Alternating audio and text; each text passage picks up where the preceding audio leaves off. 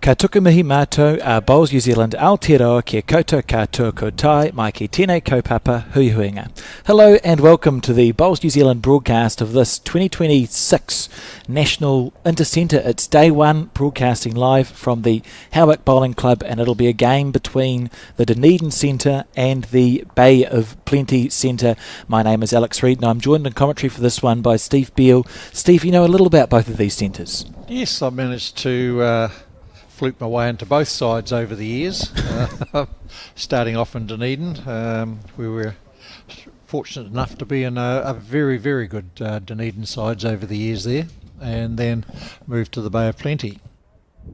And we see it's a singles game that we're going to pick up on end 4 here between Keanu Darby and Anthony Ulay. And of course, because it's the Intercentre, Steve, it's actually 3 events. So every centre picks a team who play 3 events, a fours, pairs and a singles. Yep. Focusing on the singles for this one, but it's an overall score, isn't it?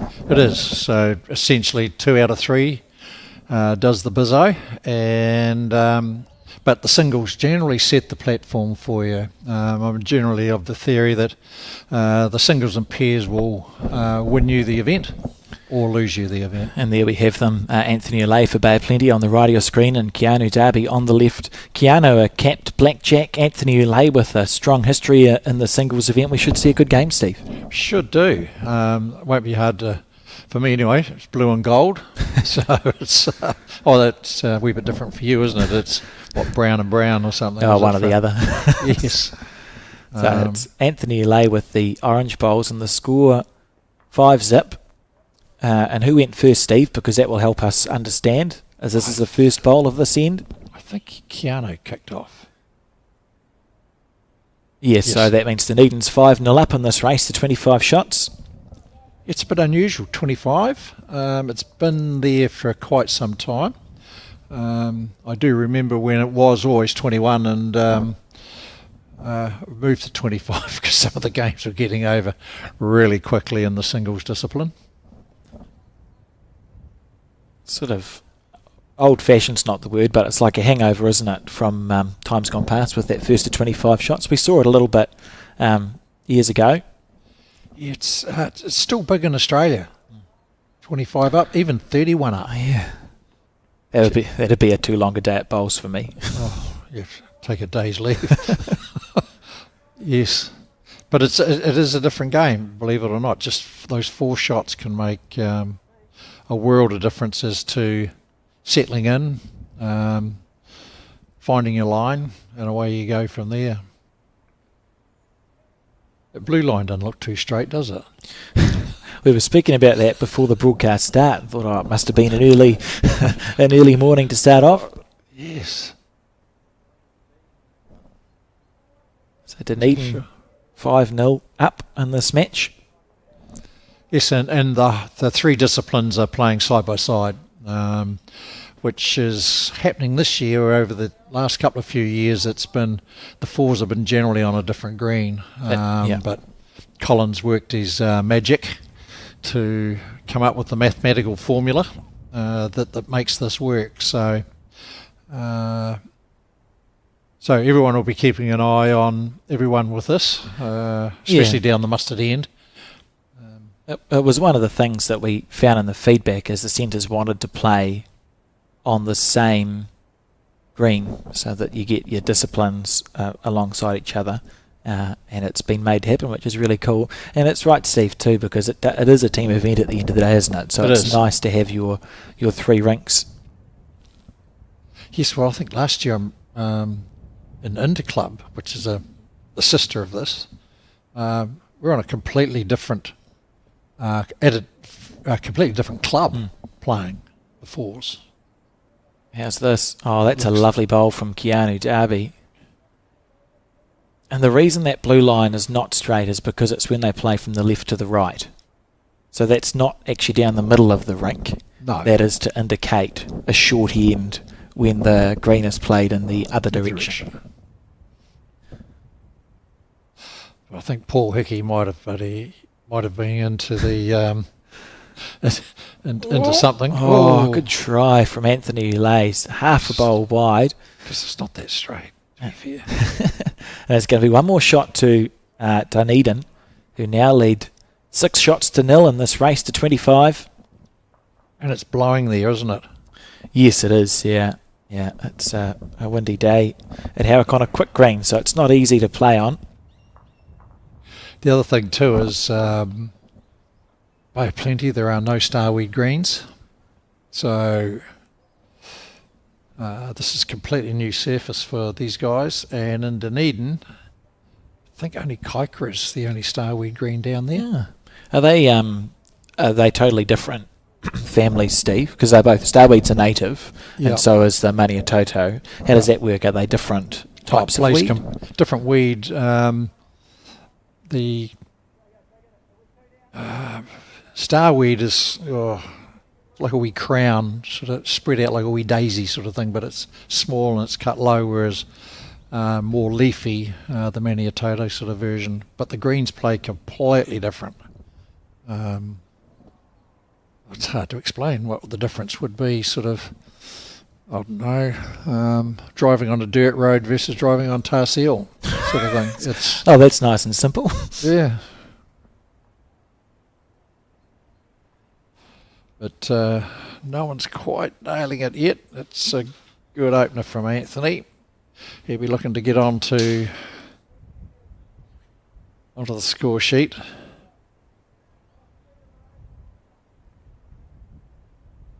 With a quick 18-second green and this wind, it's not going to be easy out there for all of them.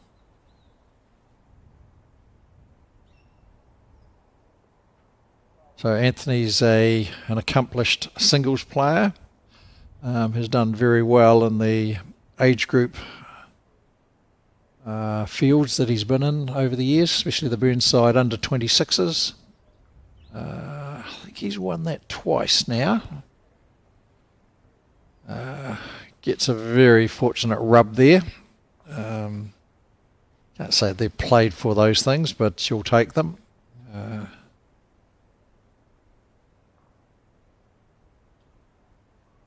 Keanu will be just looking to get something slightly over, give him some options. I'd actually popped out of the room for a minute, so I only saw the very end of that orange spot. Looked like a lovely front toucher to me, Steve. Well, he came off that bowl at on the right-hand side and straightened up and wobbled up. So a good result, as they say. So he's 6-0 down, Anthony, and a race to 25, so it's nothing really. Oh. Just to be keen to get on the scoreboard. I'm just saying, though, while you're out, he's won the under-26s twice, is it? He's definitely made 2 finals. He may have lost to Aiden Takarua in one of them. But yeah, he's had a very good singles record, Anthony Ulay, over probably the last 3 or 4 seasons. Yep. And we saw him feature in the New Zealand national mixed pairs, maybe a quarter-final match or a last 16 match when he played with Karen Hemmett, and that was one of the games of the tournament for me. Oh, that was at the Mount. That was last 16, I think. Yeah, proper. It was a really good game of bowls, and Keanu, because he had no bowls past there, Steve, there was not really any shot play on. No. So just, I suppose in that you go, oh well, try and draw close, make sure I only drop a 1 and reset next end. Anthony can make contact the shot bowl. It's going back to his bowl. He can make 1 or 2 here if he tries to draw it. He's just giving himself. He's having a go, is he? Yeah. If he clears the front, he's very close. Oh, well, that's the bowls gods for you, right? He got a feather to get a front toucher and then a feather to miss a perfect bowl. So we'll call it even, and it's 1 to Bay of Plenty in this race to 25 shots. 1-6. Interesting to see if Anthony changes things up here in terms of Matt to Jack. Looks like he's gone back to 2 metre.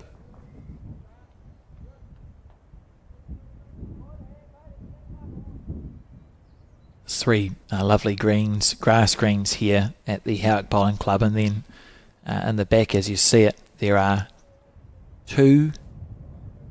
one carpet that's uncovered and one carpet that has just had lid put over the top of it. So 5 green club. Can you think of another one in New Zealand, Steve?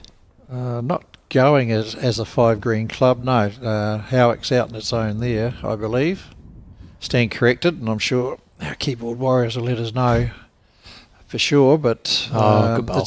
it's an outstanding complex for bowls. Yeah, it's perfect. And in the wind, how good's that from Anthony Ulay? Just training the jack off the centre line on what is literally an 18-second green. It's a bit hard to pick up which way this wind's going because it's sort of down in the down a wee bit of a gully. It'll be swirling around a wee bit. It does tend to swirl. But going by that green, it tends to be going from right to left by the look of it. Look at this. Oh, what a beautiful bowl from Keanu Darby. Okay, son, anything you can do. Anthony just into his work again. Oh, out beautifully. You can see there the score on the adjacent rink. Like it was 5-2 to Bad Plenty, and that's the pairs to the right as we see it by the looks. And that's Jack Berry and Nathan Arledge. Nathan hot off his mixed pairs national final, playing Nigel Birkbeck. Played a lot of bowls with Nigel. And Brent McEwen.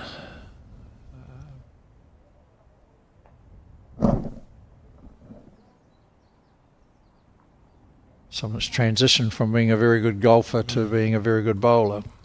We see that quite a lot in bowls. He's the father of those Lockie and Jordan. Yeah. Going to be stars, aren't they, if they stick with the game? Very entertaining. I understand they might be going to Australia. And the kids get into the big club complexes there. It'll be leaps and bounds.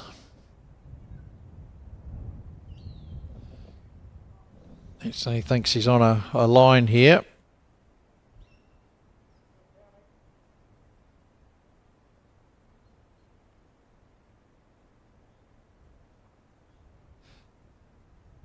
Keanu just looking to get another one handy. Probably just over would be the go.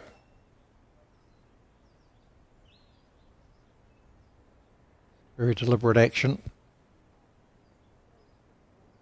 Just to get that orange bowl that you can see just at the bottom of the screen would be perfect. And that's perfect. Very good.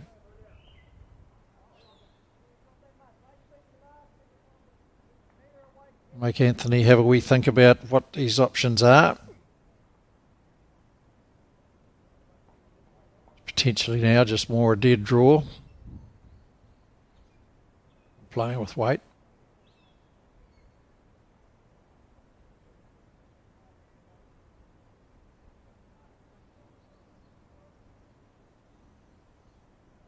Yep. Change of hand.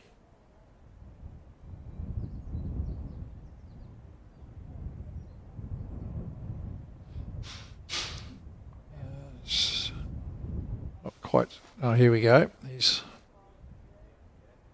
holding for it. Good effort.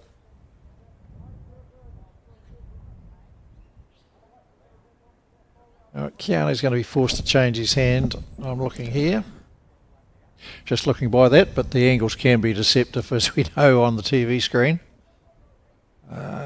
He's got a chance to come down on that backhand of his. If he catches the inside of the jack, he can potentially make, stay on catch the shot bowl. Just move it 6 inches. Such a beautiful delivery. It's well practiced, well honed. He's not far away here, Steve. He's going to bite, is it? You wouldn't want to chip your own bowl out. Needs it to hold. Yep, good bowl. Would have trotted around the corner, and it's 1-2 Dunedin in this race to 25. The score now 7 shots to 1. Not sure that he wanted to get to the jack with that pace either. It Would be interesting. would have scooted a bit on picking.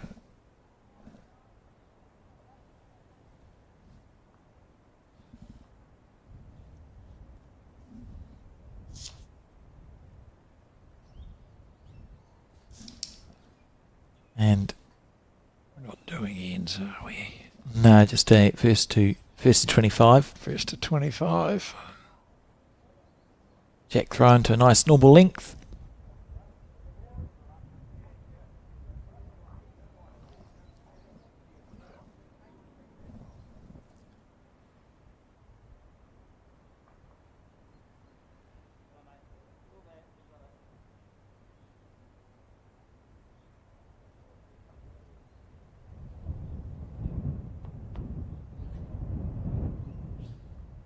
Lovely first bolt. Yes, it's the but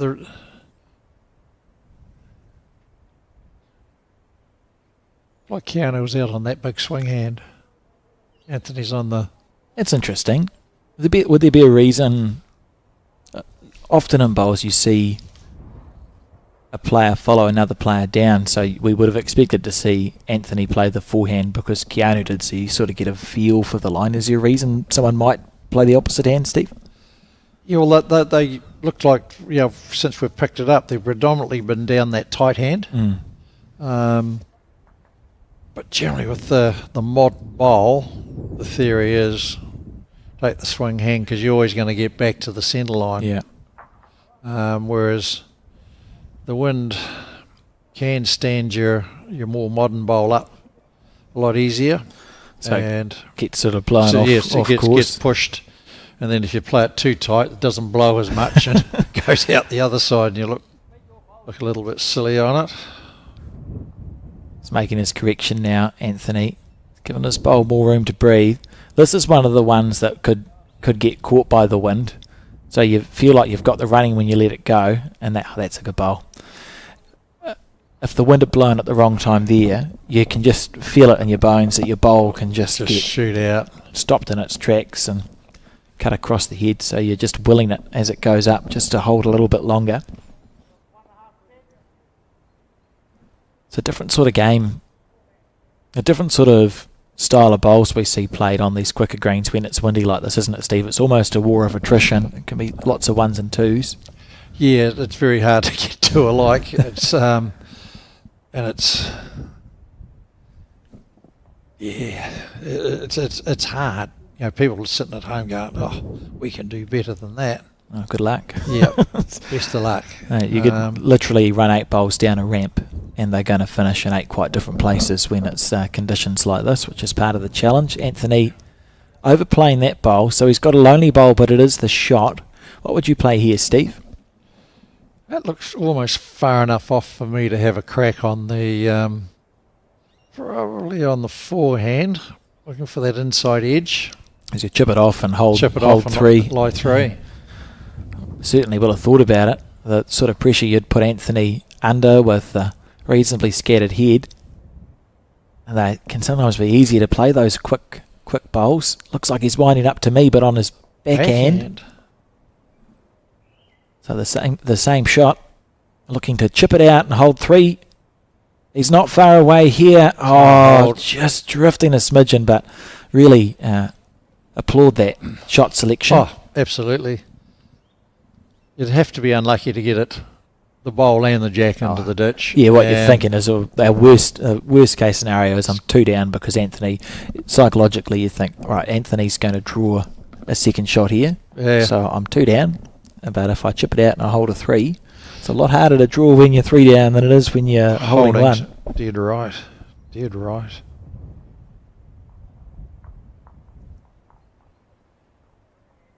We'll see how he adjusts to this.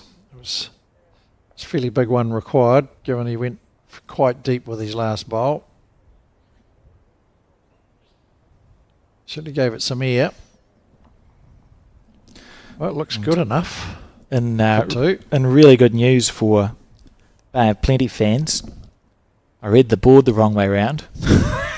Anthony's actually leading 6-3. So Bay of Plenty's on the bottom of the scoreboard. So winning the singles 6-3, and the other two disciplines, Bay of Plenty trails 5-6 and leads 5-3 over there that you can see with that shot from our camera person. So title up, Bay of Plenty on the bottom of the board.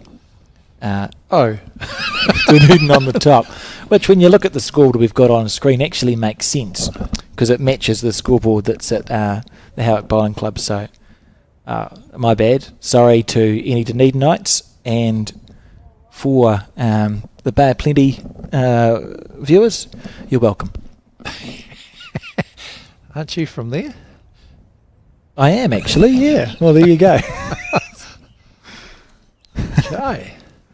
And with that score on that end, it's now 8-3 to Bay of Plenty. So it's been a roller coaster for us in the commentary booth, not so much for the players. Remembering we joined a little bit late to this one, so you can see it's windy at Howick, and that. So what happened to the Bowls New Zealand things that used to go on the scoreboards, which would have had Dunedin, Bay of Plenty, Corflute signs? Yes, spent gazillions on them. Yeah, it took a long time. Always got enough of it. Oh, good bowl. Yeah. And you can see, look at the wind. So Anthony will follow that down. So those signs would be required year after year, so might have to have a scrounge around in the shed out back, Steve, and see. I think it's been probably 6 years since we had an Intercentre at Howick. I remember there was an Intercentre here. 2018 or 2019 as the headquarters, when I want to say Canterbury might have won with Andrew Kelly in the singles, and it came down to that last singles game. It was Andrew Kelly and Shannon McElroy in the men's final. Might have got beaten by Bay of Plenty. It was in the Bay of Plenty side. I think we got to the last four there. Yeah, that sounds right. Oh, this is close. Lovely bowl from Keanu Darby. Bang bang. Yep. And Anthony now will be very tempted to switch to his backhand, and it's just a question of what sort of weight are we going to see played. Yeah, he's big, wouldn't he? You would think so. Oh, no, more controlled. Hard to play on the speed, but a better result if you get it. So that's your risk and your reward, isn't it, Steve? Because if Anthony had executed that perfectly, you're almost in an unbeatable position, but it's very hard to play. Other option is just to wind up at it, and you're easier to play, but a less ideal result. It is, and it's starweed. Those that haven't played on it for a long time generally miss high.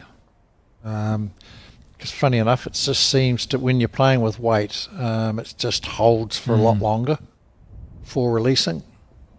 So Keanu will be just looking to chop round the back a bit, which he does.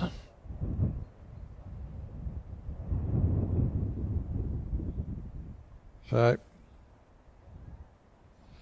that looks like Jack Berry coming from the Bay of Plenty. You wouldn't give it back either. No, and he's not looking for it back either. Good man like that.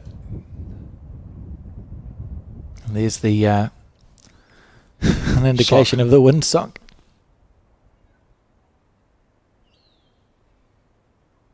So Anthony's missed his third bowl. And it stayed alive with his. So this one maybe we'll see a little bit more quicker speed. Check in the bin, clear the two bowls out. All good stuff. Yeah, a lot quicker here from Anthony Ulay, and he's close to the jack bowl. Oh, good shot. Well played. Yep. And he's got rid of Keanu's on the follow through. God, would you love a fifth bowl now? Yep. So Keanu holding one. It's a nicely played end from both of these players. There's Cale Melrose in the background, the Bay of Plenty coach. Yes.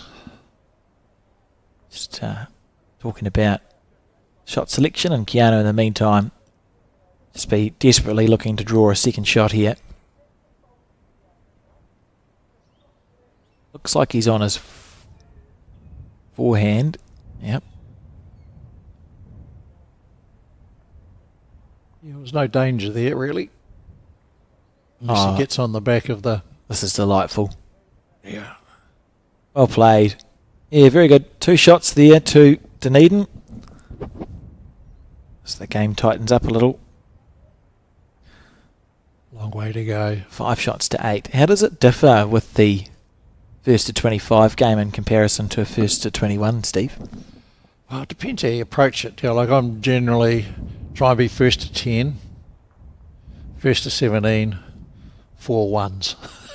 Is a general breakdown of how I break the game down. But when you're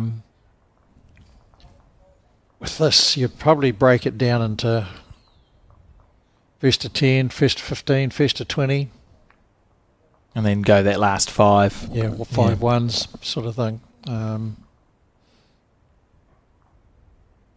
But yeah, just be prepared from those first 5 ends to not be too worried about the score, being 5-0 down or 6-0 down or something like that until you find your lines, because if I know one thing about Starweed Greens is get your line first, get your line second, get your line third, and then everything. Good things happen after that.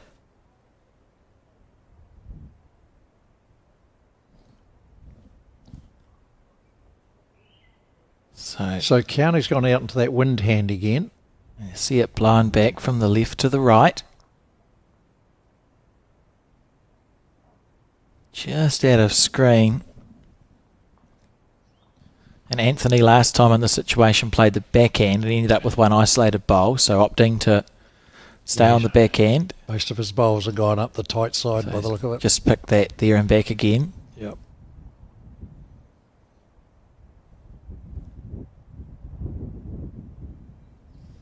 I don't know if that'll force Keanu to change. I doubt it.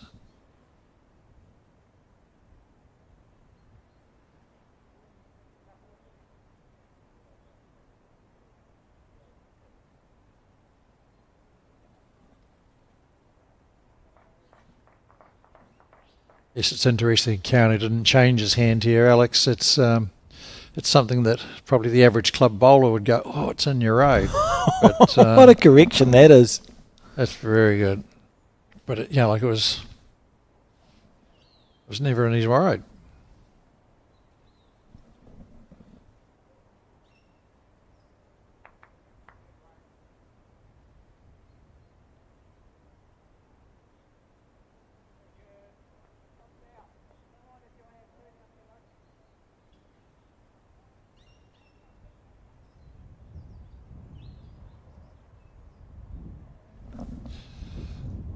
So we saw Daryl Mackey doing the marking. Daryl's the 8th man for Bay of Plenty and marker. I think he's going to do some lollipopping.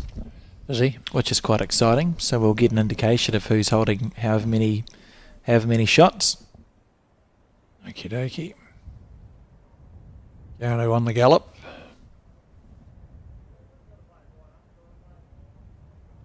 All right.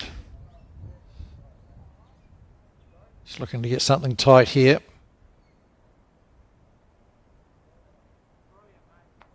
Looks like the wind's got that a fraction. It's the danger of playing down that side, and if you get slightly high, the wind is going to nail you. So it's left Keanu with plenty of room.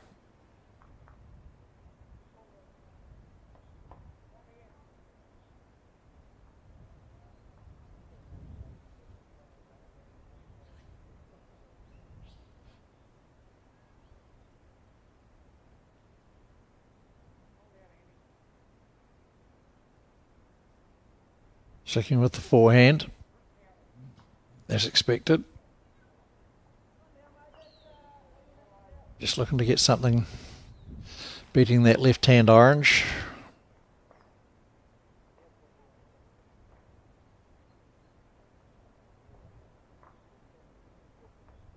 I forgot to post that one. So easy to do.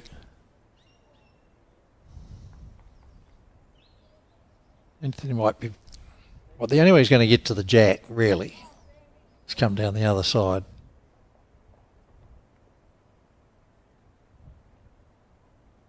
He's leaving Keanu plenty of room if he doesn't get anything tight here, so...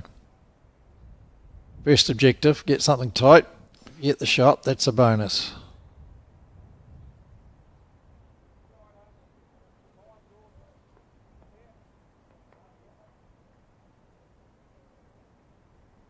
He's out in a fair line for it. Close from Anthony Ulay. Oh, look at this. Oh, he sliced it back.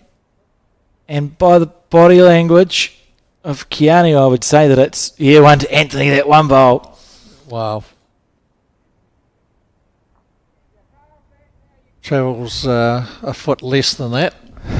So I have to talk in feet and inches. I don't do metric, so you can do the conversions for our viewers there, Alex. But foot less, he's 2 down. No, so. I speak bowls as well, so okay. we talk in feet and bowls for some reason. And yards. Measurement, yeah. And yards. So, Anthony, a slice of magic. Had to be up though, like it made sense to be reaching through, and it's just that the jack's gone in the perfect place for him. It did. Another day it might not have gone there, and Keanu would have held on to one or maybe found 2 shots. Not to be, and a longish jack. It's just down from where we can see on our camera. There it is.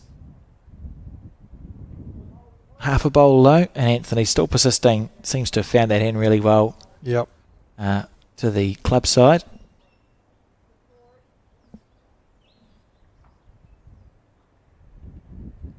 And we see the Dunedin pair up on the game there, and the Dunedin 4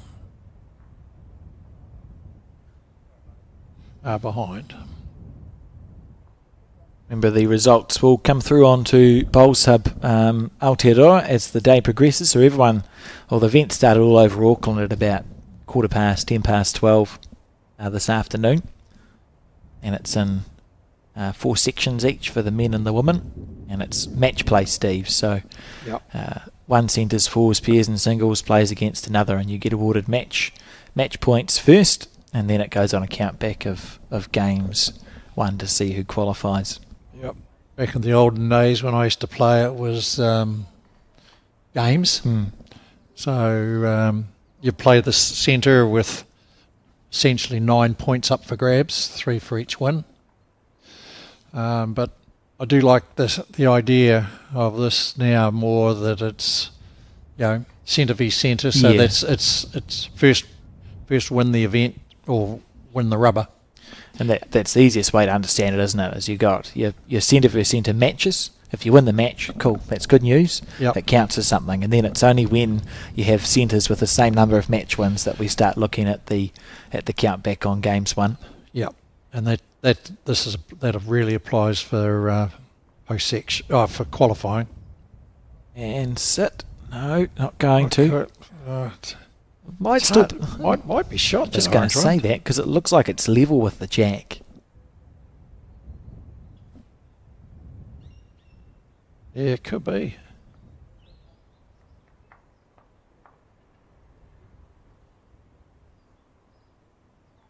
Careful.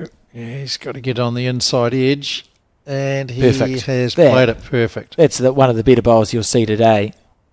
Only place who could get that bowl. I think he was probably 1 down, so Keanu's rolled it less than a foot back, and you're holding 2. We'll be holding 2 now, I would say. What's the shot selection here for Anthony? Steve, what would you play?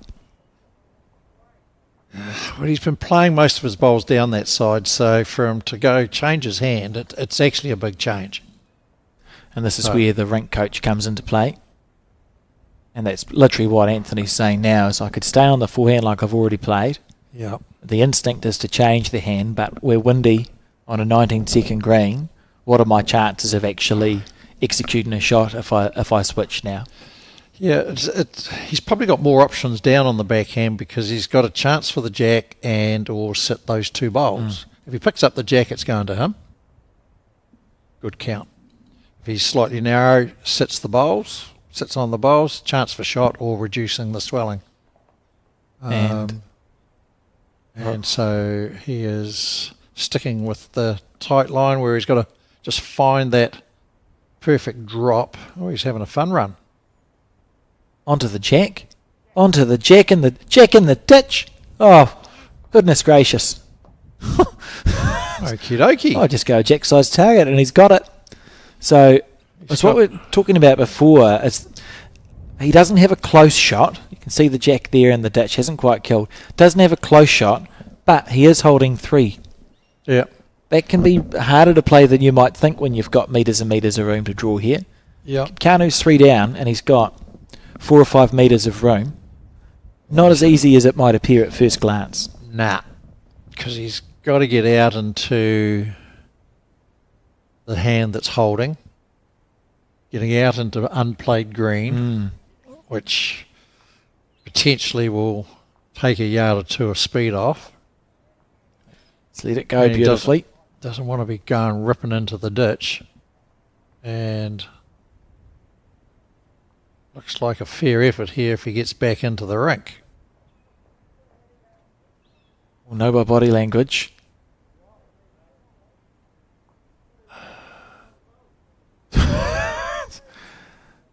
He's put it just out of camera view, which is really helpful. So we can see quite a lot of the green there, and it's nowhere. Yeah. And it went out of camera view on the other one. Have we got the side camera going? Maybe. It was a lovely effort. There we are. So he's just fallen short, but he looks like it stayed alive. So it's to the bottom right of your screen. So if he's alive, then he's only in a measure against the one in the ditch. Yeah, so he should be in for... You'd think he'd be in for second. So Keanu be relieved of that. It's a really stressful bowl to play when you've got quite a lot of room. Because you expect yourself to be able to get there. And then you can sort of triple bluff occasionally. Oh no, it's to see if it's in or out. So this could be the difference between a 3 and a 1. Wing with his... It's potentially a 4-shot swing here.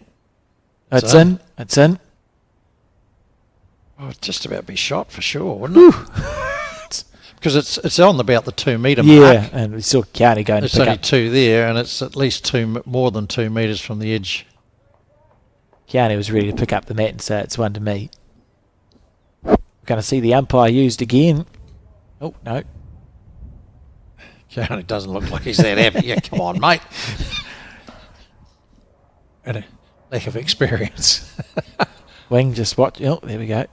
Don't let it go. You lose an eye. Well, they're actually quite dangerous, the quick return string ones. So measure the bowl in the ditch first. Wings chocked the bowl of Keanu's. Dunedin supporters desperately want this bowl to be in. Yep.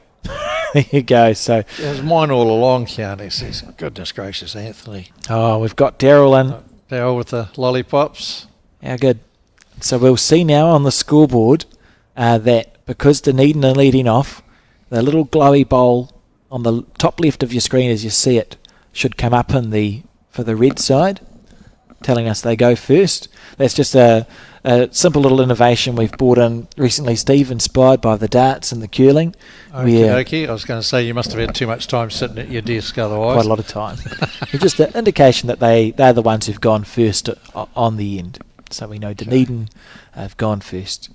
So what about the 4 dots or something along those sort of lines so you know how many have played? They're on their way, Steve. That's the next. That's a curling thing, isn't it? Yeah, it is. Yeah, and helpful to just get if you've tuned into the game. Oh, how far through the end is it, or how many bowls are left? It's actually quite nice to have them disappear. So that's very high on my list of things to add to the scoreboard, just as something simple that can make it an easier experience at a glance. And this is all part of what you're capable of doing now because of the studio here in Ponsonby. Yes, yeah, that's correct. Versus TV truck turning up at venues and unwinding all the wires and bits and pieces. So whilst it's a bit different for us, we sit in here in Mark Cameron's office looking at a rather large screen and seeing what our viewers can see. With next door, how many people have you got next door, Alex? Oh, between 2 and 5, depending on how stressful the day is. But there's a handful of people next door helping to run the broadcast, which is really cool because it means you can have more innovation, which is what we've seen in the last 2 lots of nationals, and we'll continue to see going forward because it means I can just talk about bowls behind a microphone instead of having to try and be 5 people at one time. Yes. See a lovely bowl from Anthony Very good, Ulay Anthony. there. It's a good shot. There was pressure building. Yep. And a lot of the help next door is, with students and people studying media. Yeah, we've got a really cool group, a really cool team of people helping us out in the remote studio. A mixture of youth and experience, but all really passionate broadcast people, which is nice because if you care about your product, you're going to do your best to produce a good one. And it is exciting. We had a couple of days at the Nationals in the mixed pairs and fours where you've just broadcast 2 or 3 hours of like proper good bowls, and it's enjoyable to do, and you've created a good product for people to watch. So a really satisfying job as well. This Anthony not quite getting there, asking it to hold. Probably done enough. Certainly going to switch Keanu to the backhand. Well, Keanu's going to have to play the backhand. Not sure if it's in for second shot. No, the vagaries of the angles again. Daryl's the reserve for the 8th man for Bay of Plenty. Didn't he hail from Auckland? He's only come down recently, Pringle hasn't Park, he? Yeah, I think so. Yep, playing out of Tauranga South. Sure, they're all sitting there in Kitchen Street watching. Keanu's on the backhand, and he'll be looking just to reach through. It's a smooth delivery. So now he's looking to move it back for a count. I think he's just going to die, is he? That's half a jack. Are you okay, Steve? Oh, he just missed that. That's half a jack underneath the line. Perfect everything else. Is it safer now for Anthony to switch to the forehand, or do you think he'll just trust himself to play a good bowl on the backhand side? Again, he hasn't played too much down that big swing hand, so I think it's low percentage. It's the old story. Don't cross the centre line when you're holding. He's almost just looking at the bowl that sits at 2 o'clock to the jack and going, if I beat that, I'll be in for third, although he is playing the forehand. And the reason he's doing this is because if he misses on the forehand, he's unlikely to sell the farm. But to your point, Steve, it's harder to play. So it's all that risk and reward, isn't it? Where you go, what am I actually more likely to execute? And we'll see if it was a 1 or a 2. If he came with that sort of weight on the other hand, he would have been in trouble. It's very stressed out. Look for 11. So that's a 2 there. 11-6 the score. And in this race to 25 shots, still, I wouldn't be comfortable calling it anyone's game.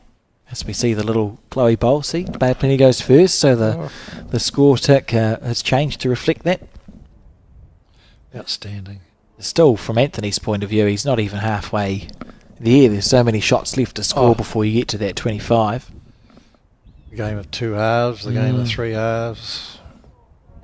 I suppose that one of the cool things about having the 25 shot singles game is they do tend to go that little bit longer. So you often see at the Intercentres when there's a closely contested singles game, it can actually come down to the singles game to decide it, which for the spectators it's easier to understand if you're on the sideline, you're watching one player versus one player, than it is when you're watching a fours game or a pairs game, say. So we've had some quite dramatic finishes in the past with that first to 25 where it's 23 all or 24 all and a fours team's won over there and a pairs team's won over there, and it all comes down to the last game. It is.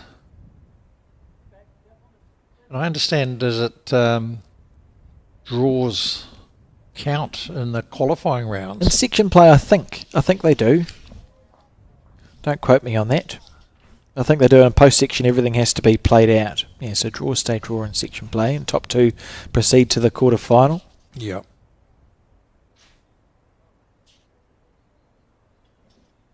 That's a nice bowl from Anthony Ulay. Yep. Just sort of finding a rhythm now.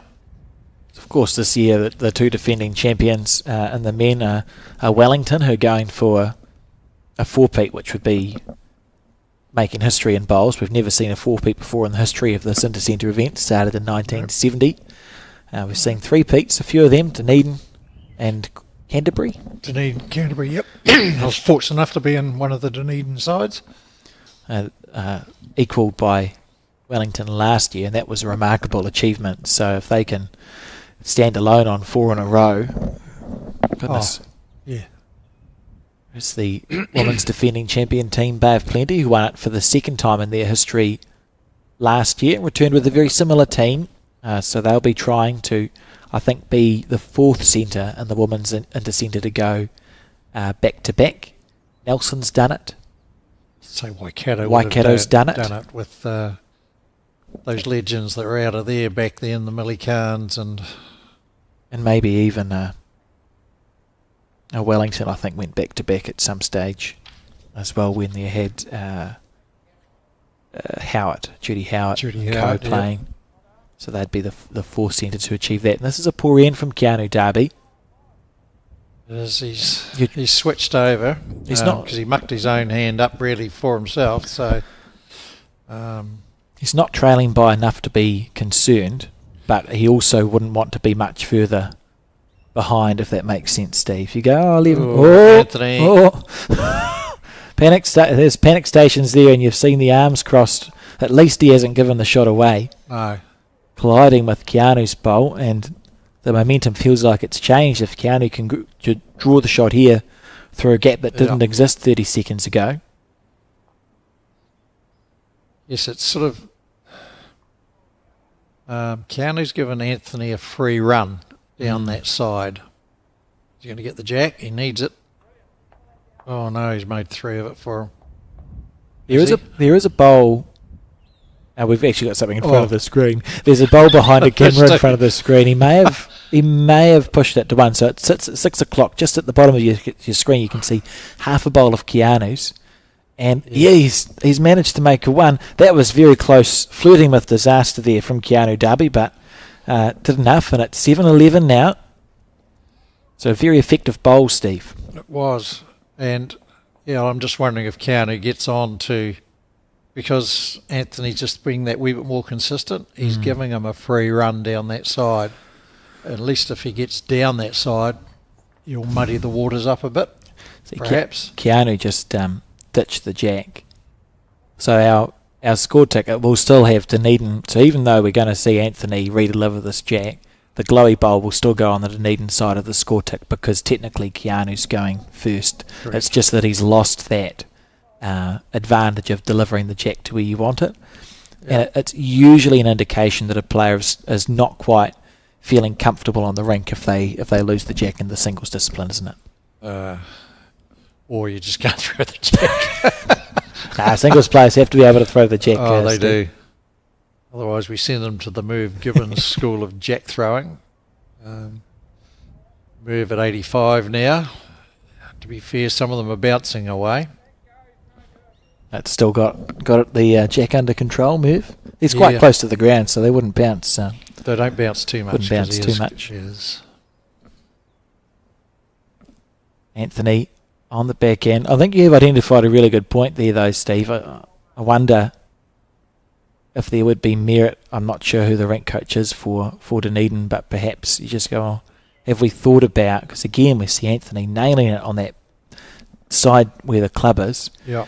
Have we thought about switching? Because even though Keanu's playing the other side well, that still leaves the backhand open for Anthony to play well. Correct. So you switch and follow Anthony down, or take it away first, and that's one of the ways you can change the game. It is. And, Keanu's sort of missing with his first. So he's having to make some major corrections. So Rob Gibson's the rink coach / manager for Dunedin. Haven't seen him in the background. He might be down watching the fours. 3 rinks to the left. So Anthony's on a good track again. Close enough to be worrisome. Feel like Keanu's committed to the forehand for this end, and it'll be because his bowl that sits to the right of your screen will look like it's in his eye from the... Well, it looks like it's right in the draw, because Anthony sort of came round it and then flicked the jack sideways. He's frighten if, isn't it? So for Keanu this end, it's probably, if you can get a good second, that's poor. Yikes. It's hard work sometimes, and singles is a very lonely game. Anthony desperately wanting to add a bit of pressure on this end. Well, he's holding two. With his bowl that went through and it's out of shot. So we'll see how in the way Keanu's bowl is. So he's got another one. He's tight here. That's a lovely shot. And if he keeps the target narrow, yep. Yeah, good bowl. So it's the perfect bowl, really. Yeah, excellent. And staggered enough that if Keanu did wind up, you could actually just chip the shot ball out and still be 2 down. Yep. So it's just about drawing for second shot here and then regrouping on the next end. You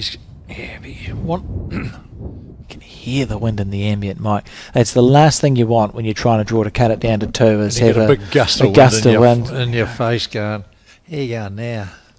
Oh, goodness. Is it the same gust that's happening down there? And then you go, why does it always blow when I'm on the mat and it doesn't when he's on the mat? Oh, I'll tell you what. This is a lovely line from Keanu Darby. Under huge pressure. How's the weight? Oh, it's his best one. It's a very well played bowl, but I think still 2 shots down. Yep. Would have really hoped to have played that with the second or third bowl. And Anthony, if he can rinse and repeat, will score 3 shots here and be 7 in front of Dunedin in this race to 25. Just stay on his backhand. Does he change the side of the mat and look to play under that bowl and move the jack a foot or 2? Absolutely merit there. So you just shuffle to his right so that the breaking point tracks. I would like to think that's probably the wind that blows from the left to the right as you see it, as we've not seen Anthony miss by a huge amount, so there's an indication there he just got a gust with his bowl. And it will be 2 shots to Bay of Plenty. On that angle, you'd say 2. Who Daryl Lollipop take a 13 shot to 7 lead. Very good lollipopping from Daryl, thank you. Oh no! Well, that was a beautiful bit of camera work, and we've just given some free advertising. Oh dear! It was pretty to watch. It was lovely. Yeah. It's just all, and then boom on the forehand. So I think must be 10 or 11 greens in use all around the Auckland and North Harbour region for this Intercentre. They've all got actually really nice greens when you look at them. There's the Howick Bowling Club, also in use today is Point Chev. Yep, your club, isn't it? Yes, it is. Mairangi Bay. Oh, yeah. In use today, and then there's some other ones over the next couple. Is Browns Bay being used? Browns Bay's being used, yes. Yeah, beautiful facilities there as well. Also Birkenhead Bowling Club. Yep. I think that's roughly it. I'll get a further list before the end of it, but we've been really pleased with the uptake from clubs in Auckland and North Harbour, and they all do have lovely greens at the moment. It's been a good season for the greens up here in those particular clubs especially. And old Keanu got away with a super suck of the jack there. He dragged it a fair way. It doesn't matter how you get him. Yeah, on his forehand. So it looks like Dunedin's up in the pair next door. Yeah, so remember they if you just see in the corner, careful. Get under that. Well, outside half would have been a calamity. The top of the scoreboard on our screen matches the top of the scoreboards that are in place. So if you see a scoreboard in the background, top's Dunedin, bottom's Bay of Plenty. So Dunedin 12-9 up in the pairs. Yeah. After 11 ends of 18. Now, so this from Anthony. Should hold. Oh, beautiful bowl. Oh, sorry. He might have hung around. I thought he was going to hold just a smidgen more than that, to be fair. It's the vagaries of that star wedge. It looks like it was going to go under the jack there, and then it walked into it. It's an interesting surface, the Starweed. They do really well here at Howick because it's Mixture of starweed and Maniatoto. a mixture, and consistently he looks after it, so he does a lot of work on these greens. So the Starweed heads stay really small, Yeah. and that means they don't affect the bowl so much. Sometimes you play on a Starweed green where the bits of Starweed are actually, you could put like an old 50-cent piece. No, not quite, but you could put like a coin over the head of the Starweed, and that's when it gets a bit bumpy and a little bit stressful to try and play bowls on. Yeah, but the greenkeeper here at Howick, Paul Hickey. Oh, does an amazing job. Amazing job. Son of a bowling legend, Morris Hickey. Who went back to back in the fours, didn't he? He was with Kevin Maxfield and Sid Giddy and Lance Tasker. Thank you. I always forget one of them. I can always remember three off the top of my head, and I either forget Lance or Sid or Kevin or Morris. I usually get three out of the four that went back to back. It was the late noughties, early 2000. Yes, well, I ran into Morris the other day at the mixed pairs. He turned up at the club that I was playing at and hadn't seen the old fella for a while. It was good to see. And Fleming, if you're listening, he did walk in with his yellow card out and got me. It was one of the few times that I hadn't had the magic yellow card in my pocket. What a last bowl that is from Keanu Darby there, who was again under pressure, has drawn the shot, so that's going to be 1-2 Dunedin. The score 8-13 now, and keeping within Kirby in this game, Steve. He is. He's not majorly changing the mat. Interesting to see what length he gets to throw. Be lovely to see Keanu lead off on the backhand here. So he stretched it out a wee bit, pulled it up, and stretched it back to the 2 metre. Yep, I reckon we're going to see it. Backhand bowl. Yeah, this is good. This is a really good decision for the reasons you outlined earlier, and that sometimes in a game of singles, the opposition's actually allowed to outplay you. Yeah. And Anthony's been nailing this backhand side to the right of the screen as you see it since we started broadcasting. And Keanu's been playing okay on the big swinging forehand. And the logic still stays sound, even though he's just thrown that one into the ditch, because he's gone, Anthony's playing good bowls on the backhand. If I'm playing the backhand, at the very least, I should be changing or making it harder for him to play that good hand. And then we can both play not quite as well. So the logic's sound. He will be disappointed with that as a first bowl. Yeah, although it's not surprising because he's been playing the big swing hand, so possibly the brain didn't lock in the fact that it's quicker. It's a shorter distance. Yeah. The bowl's got to travel on the tighter hand, so equals less weight. It's all about the adjustment, as we know, and he looks not too bad.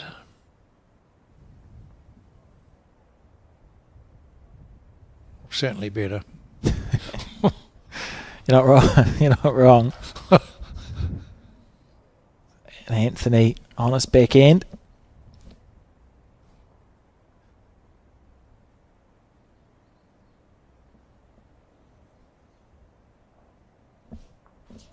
Just gave that a wee bit more air. Andy. Oh, he's got 2 yet to be beaten. And the pressure still lives there, doesn't it? You go, okay, well, now I'm 2 down.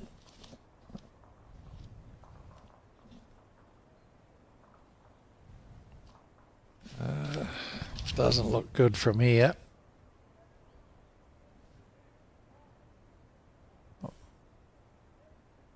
It's just not looking as comfortable as we've seen him, Keanu. No.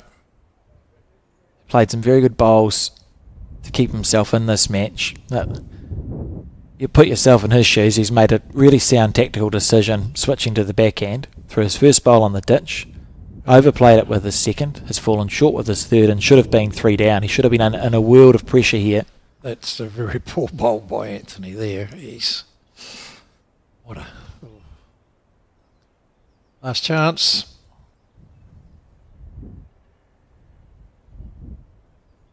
Looks a better line. Look at the wind blowing that little leaf along. Oh, he's scooting. That's such a disappointing end for Keanu Darby. He'll be gutted. Anthony can't get up there quick enough to play his bowl. Yeah, he will drop a 3. Dunedin will drop a 3 on this end. And it really should have been 4. So Anthony now make a correction and take a big enough lead in this game that he would be disappointed if he lost it from here. If he can make it 3, Steve, if you're leading 16-8 in a race of 25, you'd back yourself to hang in. You would. Knowing that games can tighten up. That's a very well played bowl from Anthony Ulay. So as we thought, it's now going to be 16 shots to 8. Lovely bowl. Mind you, there's plenty of examples of bigger chokes than 8 shots. Oh, yeah. And that's the beauty. The singles game in bowls is one of my favourite ones because you can't run a game out. You can't get a good lead and manage the scoreboard because you've only got X amount of ends left. Yeah. The singles game, you actually have to score the number of shots that you need to win the game, be it 21 or 25 or 31 or whatever the arbitrary number is that gets picked. Yeah. Although we are on a time limit here, so they can run out of time. True, that's true. It's 2 3/4 hours, so we started at 10 past 12. So that's about 3 o'clock, isn't it? That it'll run out of time. Something like that. Ish. We'll know. A siren will go or something. Yeah.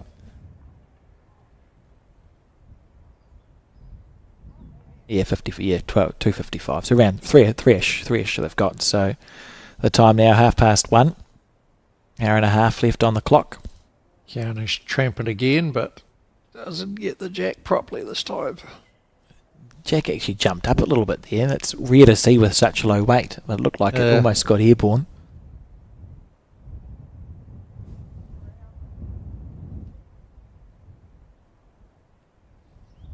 You almost see the grooving lines in the green as well. Oh, that's a lovely bowl here from Anthony Ulay. Yeah, beautiful bowl. 16-8 up. Keanu's got to get the mat and do something different, I think. Pull the mat right up or something. Or right back and just over the peg. Yeah, and he's looking to do the stuff we talk about in bowls where we've seen him change hand.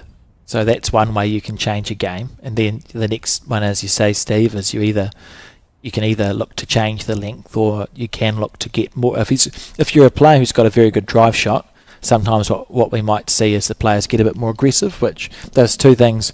One, if you're having a really frustrating game of bowls, which I would say Keanu's having, it can actually be nice to let some of the pent-up stress and frustration out, provided there's a shot on. But if you have an accurate drive, you can change the rhythm of the game. If you kill a couple of ends or get rid of some bowls, it can change the feel, and it changes how it feels to play a draw bowl because you've wound up. So it's a way of resetting the subconscious weight bit that sits in your brain.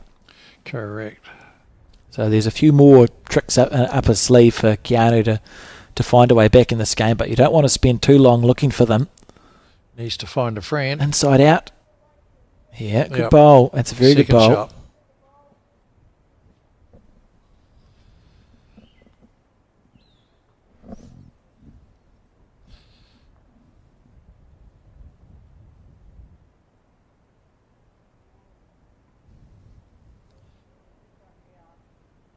Anthony doesn't need to score another shot here, really. Protect what he's got. Take Keanu's options away is probably the call here. Although he is changing his hand.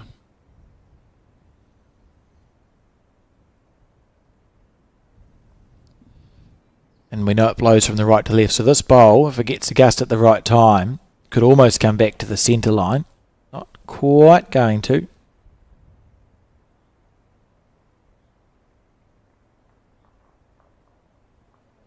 Not easy for Keanu here. He can't really do anything other than try and play the perfect bowl.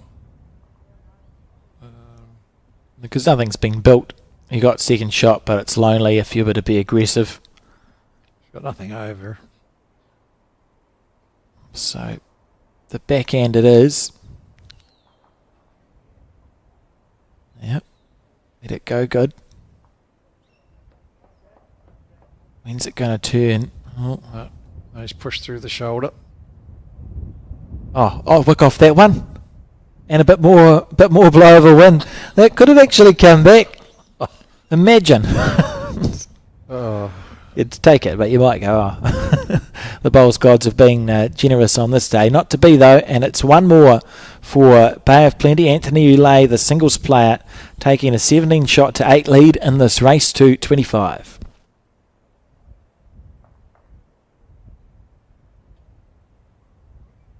You can see Dunedin leading by 2 in the pairs game.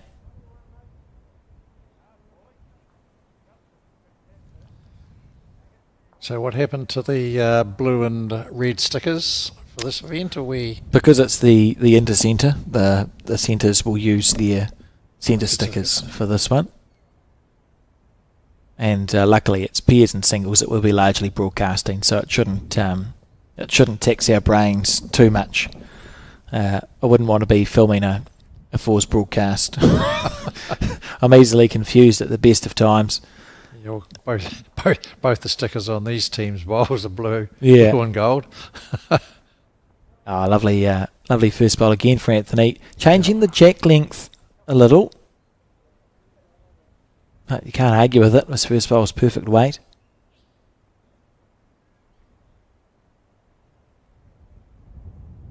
And this is not far away. Just travelling. That's the best first bowl we've seen Keanu play in 3 or 4 ends. He'll be pleased with that because it's something that you actually build on in a space where you go, I can play a similar bowl again and I'm okay. Whereas if you miss your first bowl by too much, there's actually nothing to be learnt from it. You have to start again, and it can be very challenging. Just Oh, not quite getting back, but will it be in Keanu's line? No. I wouldn't think so. Because just play the same bowl. So it's sort of a nice guide, really.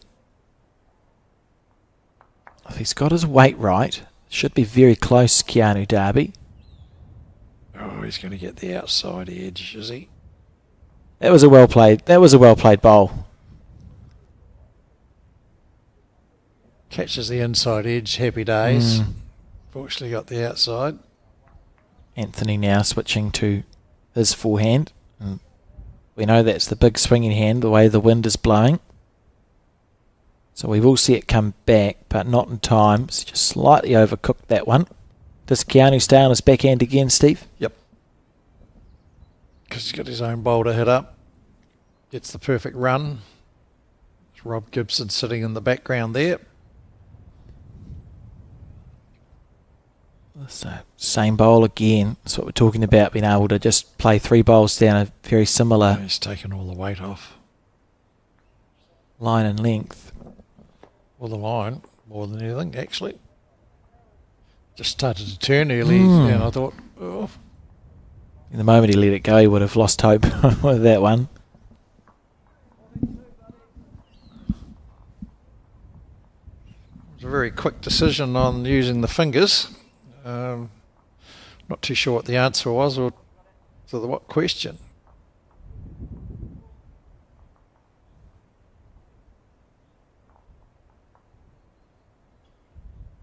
How long are you holding up for, Anthony? Yes, good bowl. Long enough.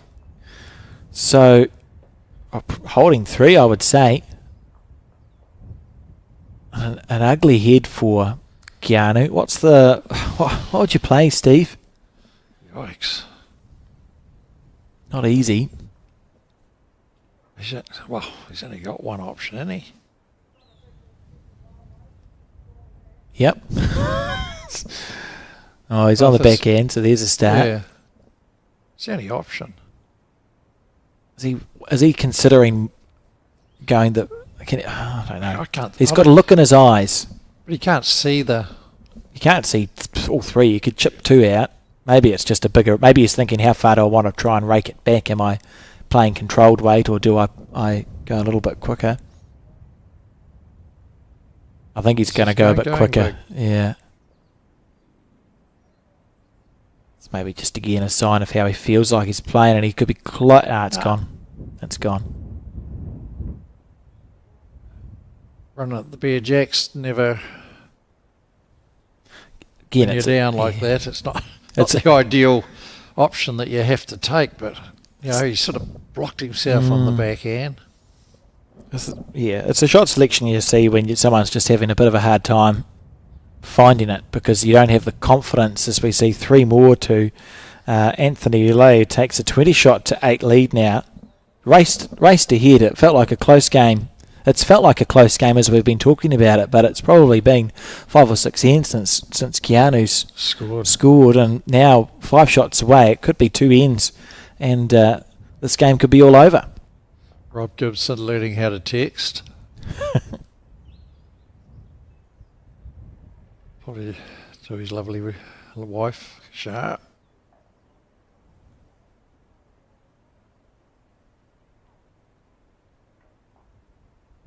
So Anthony looked like he lost the jack there. It's the first chink in the armour per se, so Keanu's had the opportunity to deliver the jack to his length.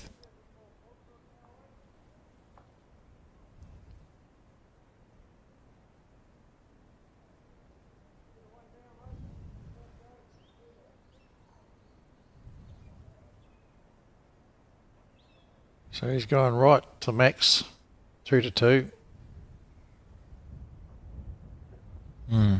Good decision, because you're making it hard for both of you, right? So that's sometimes if one player's struggling a little bit and one player's not, you go, well, I might not feel like I can go up to their level, but I can bring them down to mine sometimes.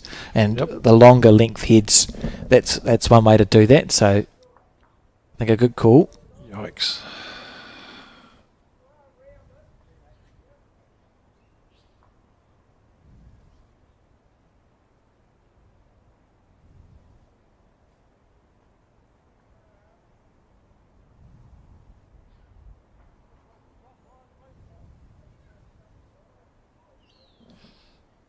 It's all the run back now.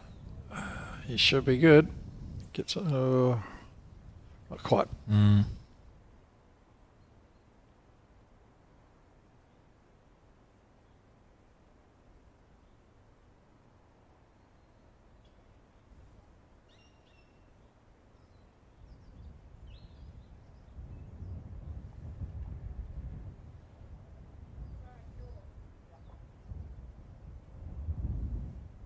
Close. This is good. Yeah, nice bowl. Well done, Keanu. A very, very good shot. How confident's Anthony feeling? Go, jack in the ditch. I think he'll be looking to get another one tight, and then he might have a crack.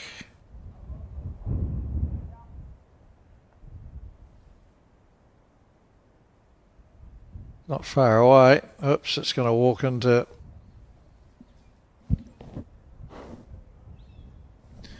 When you play a bowl like that, you go, "Oh, I should have driven." Yeah. You took yourself out of being aggressive. Go, "No, I'll stay nice and not do nothing silly." And you go, "Oh, I did nothing anyway." Yeah. So Keanu now looking to draw a second shot. It's turning early. If he can just hold a smidgen at the end, well, he's in for third at least. So. Backhand bang. It looks safe. The only way it could go wrong is if Anthony was narrow and somehow got like a feather off Keanu's short bowl and cannon out the one at 2, but you'd have to miss by so much. Yeah.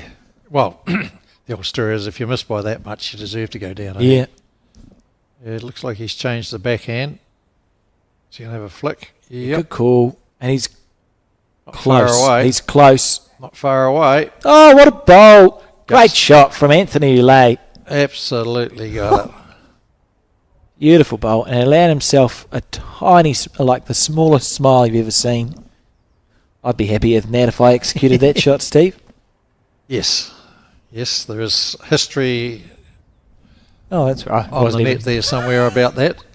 Wasn't even Both arms, wasn't it? Yes, baby. Yeah. Oh, there was Or words to that effect. there was a profanity buzzer that had to be used.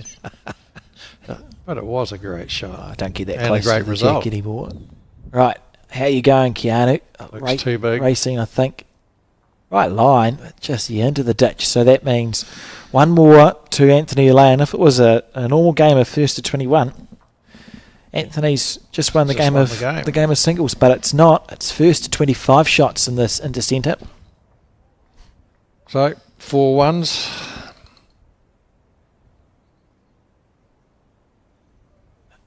It's interesting, and the probably the one positive for Keanu, if you're looking for positives here, is that I would imagine Keanu's played more games to 25 than Anthony has in his career. How many times has Anthony played where it's first to 25 shots? He played the singles for the Bay last year, I believe. Oh, look at that. We relive the bowl and... Great reaction. Yeah. Well, he's got his nerves in check, so yeah, like he's not overexcited about it, so which can get you doing silly stuff versus.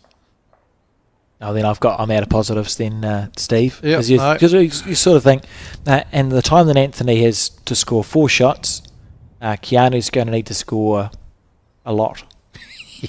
You can't do the math either, can you? 17? Is it 17? Yeah. 18 and 7 is 20. Yeah. You know, but it's like that he needs to win 17-3. 4-1. He needs to win a game 17 shots to 3. Yeah, he's got to be every 4 shots. He's going to get 4 shots to every other. For Anthony's 1. Even get close. So it's but you know, one shot in the beauty of singles, unless you run out of time, is while you're scoring 1, the opposition's getting none. Yeah. So just looking to chip away at that lead. I think I've told the story before, but I remember very early in my career watching Ian Dickerson beat Stan Espy, New Zealand versus Ireland, on a very quick Kaituna green in Dunedin. Dickie was down 20-3, and he beat him 21-20. And Dickie's first bowl was right on it, and then wherever Stan Espy put a bowl, Dickie put a bowl. So up in ones. Just did it all in ones. Anthony Not far away. He's on the trot here. On fire. Look at this. Inside half onto the jack. Beautiful bowl. Spilled a little bit further than I thought it might. Still think he's holding 1 shot. This is where, if you've been struggling with the controlled weight, I wonder if there's merit. You just wind up at the orange bowl. Get rid of it. You could get rid of all 3 and hold 1. If Keanu feels like he's not playing as well as he can.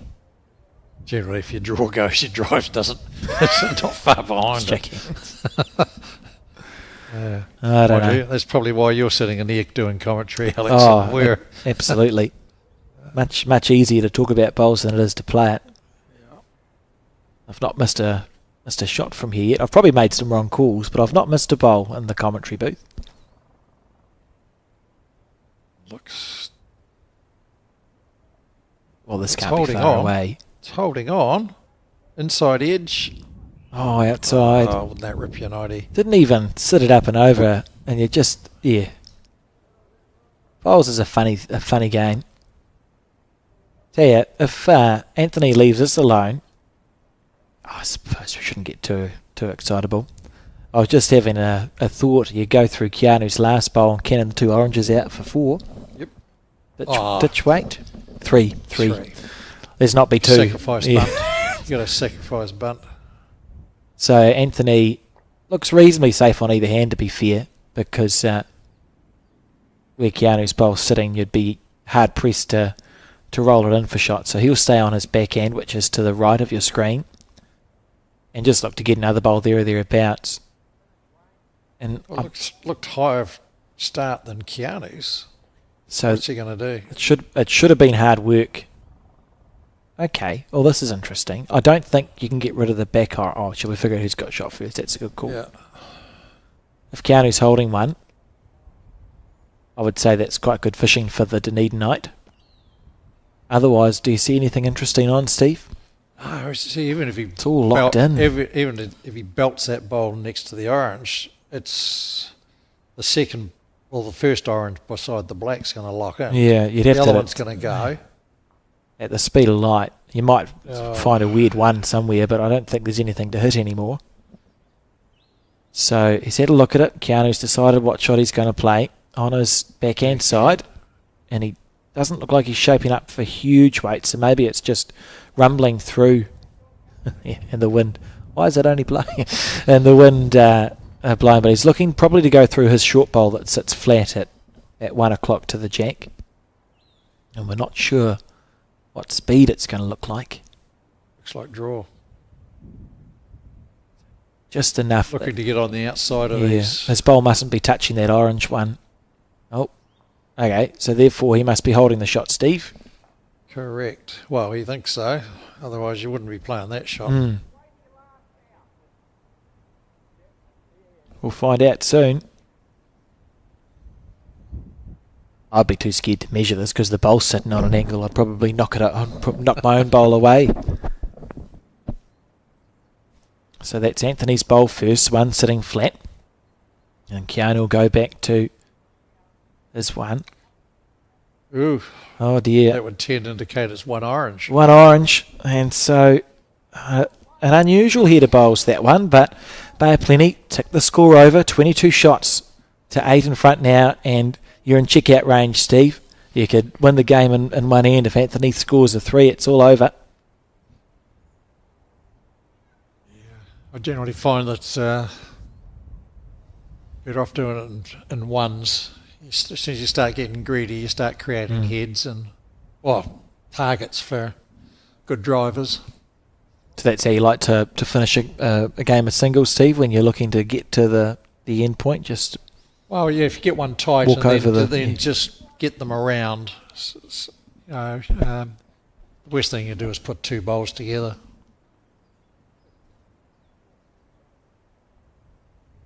Now the scoring in good positions, I suppose, is the ideal, but quite a short end. Dunedin, who have a very strong history in this event. The Rothmans event, it used to be called, started in 1970. The men's one, so that was the New Zealand Lawn Bowling Association. Yep. And originally in 1970 it was on a zone basis, so every island had 4 zones embracing 3 centres. And to achieve this, Auckland and Christchurch provided 2 teams, so they both had 2 teams play in the first ever one. It's always been a singles, pairs and fours player, and the zone players played off in an island final, and the island finalists played off in a New Zealand final. So from memory, so I haven't written it down, the first final I think was between Christchurch and Northland. Northland made it through to the first final. There was like a Croatian, was it a Martinovic or something like that? Someone from up north was skipping the 4, and it was played at the Shirley Club Green, the first ever New Zealand final. And the president, Morris Lee Kren, was accompanied by 34 councillors and past presidents at the first event to watch on.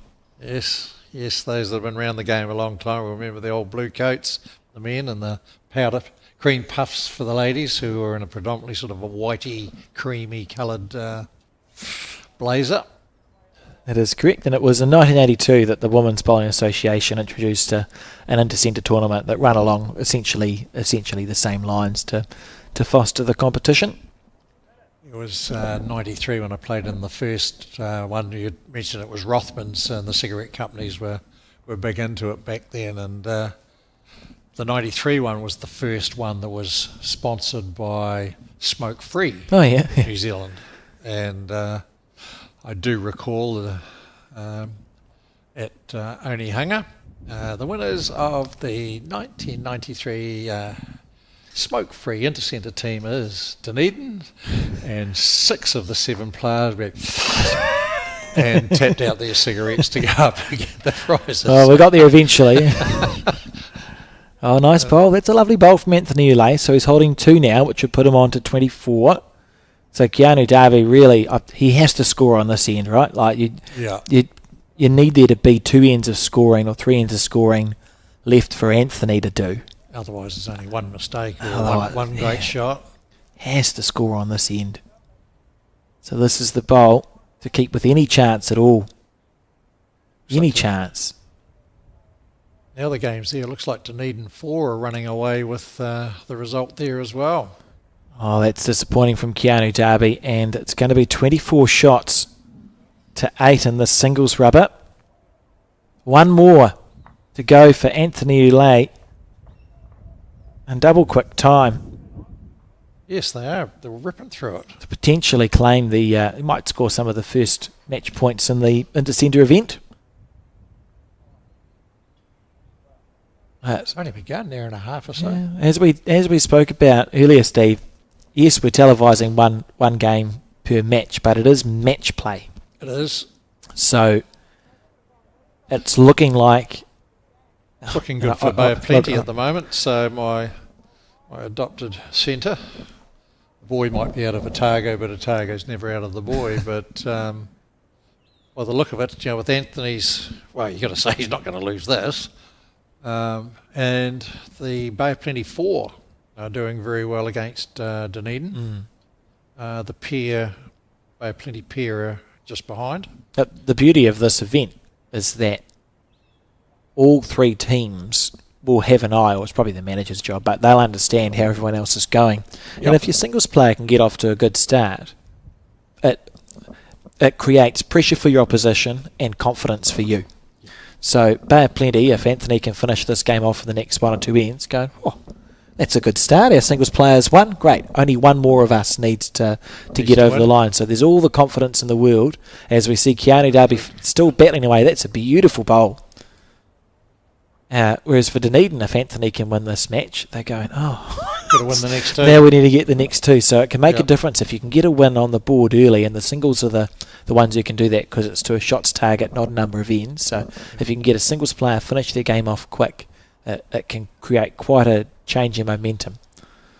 Yes, and it comes back to sort of selections and all that as well. It's I'm a great believer in arguably having your best 3 players up front of a 7-person side, because 66% of your points are scored by 30% of your players, or less than 50% of your players. So there are players that just play singles better, and there is not the singles events around the country now that there used to be back in, dare I say it, my day. The old countrywide singles. Yes, and we had a few. The Mazda singles and the bits and pieces. So a lot of these players don't get, well, especially in the Bay, the Bay of Plenty, Anthony doesn't get a lot of singles play. What was the singles event in Manawatu that one of the Skoglins started off? Is that the Lion Masters or something like that? I feel like that was to a 31 or even like some unbelievable number of shots the Aussies used to come across. Keanu Darby, he'd be going, why is there an orange bowl there looking to extend this match out?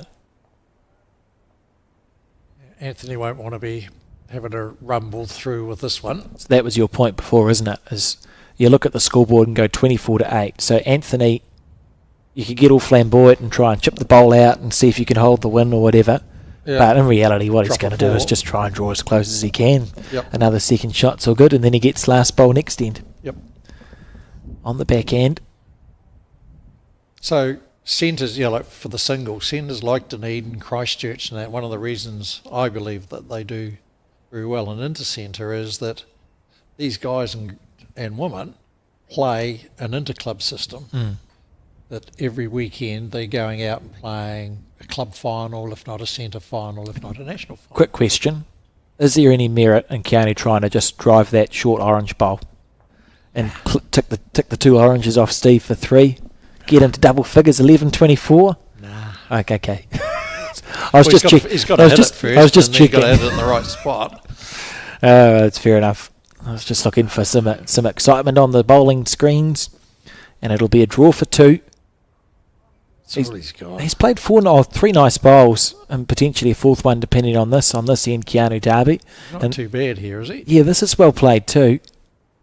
Is this the start? Is this the start of the Dunedin comeback? That should be 2 shots there to Keanu Darby, and the first time he has scored in this game in quite some time. There's 2. And into double figures, 10 shots to 24, and it's a long way back, but where there's life, there's hope, and there's still a chance here for the Dunedin player. Great job from Daryl on the lollipops. Yep. The paddler. Never thought of an appropriate name for people who do the lollipopping. Well, I must admit, I did the commentary for the Aotearoa Bowls in Nongataha. Yes. And we had a couple of lollipop boys. And to be fair, they got wolf whistled at. And They were excellent. They were excellent. The crew down there gave it to them. I was very impressed. Adam Blucher was doing his best. Who's the cricket umpire? Billy Bowden impression with some of the ways he's doing it. Is he going to hold long enough? I didn't get enough of it. Well, look, it's a toucher. He's moved the jack back. This is good fight here from Keanu Darby. Just got to battle away. He knows it's you're at the point when your opposition's 1 shot away. You just have to keep scoring. And hope that they don't play a good last bowl.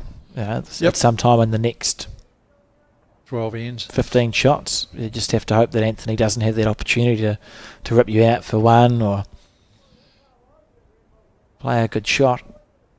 So Keanu's weight's lovely with his first. He'll just take a bit more green here.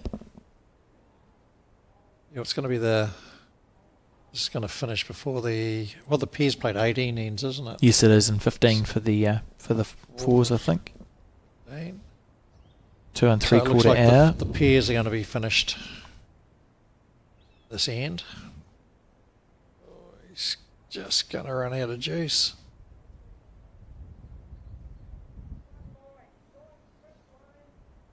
So Anthony now a chance to hold the win. So what time's the next round start, Alex? Yeah, we thought it would be sometime after 3 o'clock because you have to wait for the whole round to finish before it goes on to the next one. So there'll be a reasonable break, probably, depending on how long this game goes for. This is not finished yet, but we thought 3 will probably be game 2. And it's Dunedin again, but they're playing... Who are they playing? Is it Northland? Northland, yes, Northland. Just the nature of the draw where we've got the three... It'll be the pair, isn't it? Yes, it'll be the pairs, that's right. The 3 adjacent rinks, so the singles player, County's not going to come back out and play on the same rink because there's the 3 adjacent rinks which the centres wanted and is a good idea for an intercentre. Yeah. There's always 2 in a row. You'd have to remove an entire section. I'm not sure how well that would have been received, so we'd tend to see the 3 centres featured a day in the section plate. Now, is this a chance to hold the win from Anthony Ulay? I'm not sure he's there, is he? Just not. Yep. Yes. No. Yes. Well, I thought he was going to go around the bowl, and then it sort of stopped. Who's got shot? You'd think that it's Keanu's bowl. Which one? The one sitting level on the right, I thought. I thought it might be the left one. Oh, that means we think 2 of his bowls might be the shot. So, he's saying so. He's potentially game down.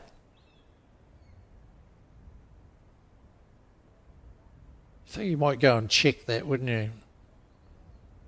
Or there is trust in the market. Yeah.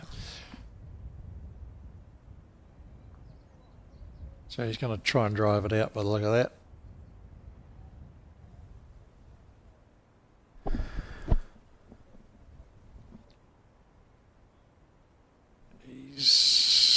It's a swing and a miss.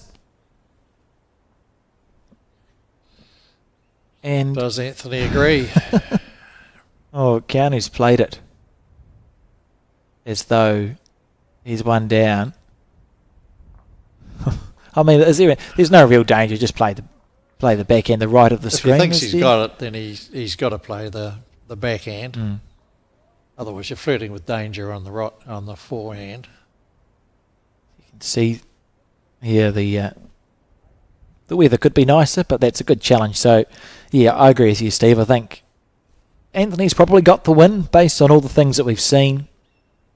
No danger on adding a bonus on the back end because you're not going to miss by enough to sell the farm, you would think. And he's certainly sent it out. And here you can see, look how far this bowl's going to... Well, he wouldn't, would he? Oh.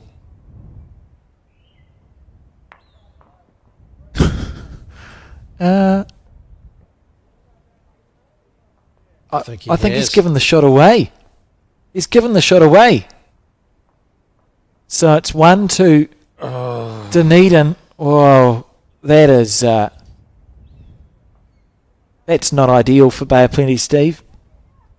No, like he's got a few credits up his sleeve at the moment. It's not fatal, but it actually did. There's a lesson there, though. Well, yeah, it's a lot of green to take. It looked, yeah, okay. I've got nothing more to say on that, but it'll be quite. Keanu will feel like he's just being given a second life here. Yep. Still 11-24, so absolutely a favourite to win. Anthony Ulay here, who's played so well to get within one shot, but it's, 3 ends in a row now we've seen Dunedin go first.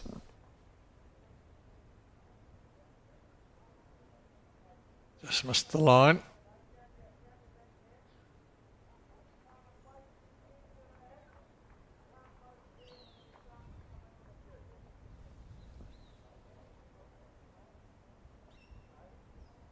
So that's Northland side away to the far left. And the lighter blue. Blue's been the predominant colour on the screen. Popular uniform colour. Oh, good bowl, Anthony. That's nice.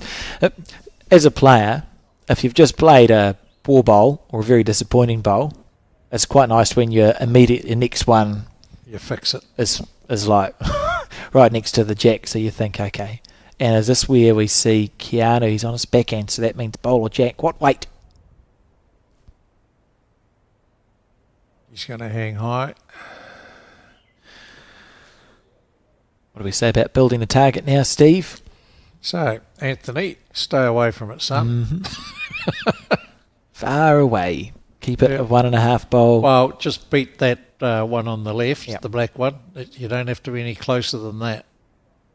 Clean run past is all good. And the ditch is just as good. Yeah, it's fine. There's no... Tail the road. What's the harm? Oh, it's actually real good. It's very good. And Keanu's committed on this end, so we're going to see Keanu drive until he's either killed the end or the game is over. Yeah, real sweet. It's wide though. It's wide though, yep. At that sort of pace, you've actually got to be going up the white line. So here we go. Is he trying to sneaky little locker? He is. Stay in this match.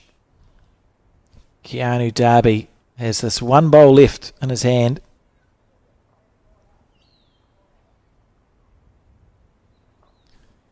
On the back end.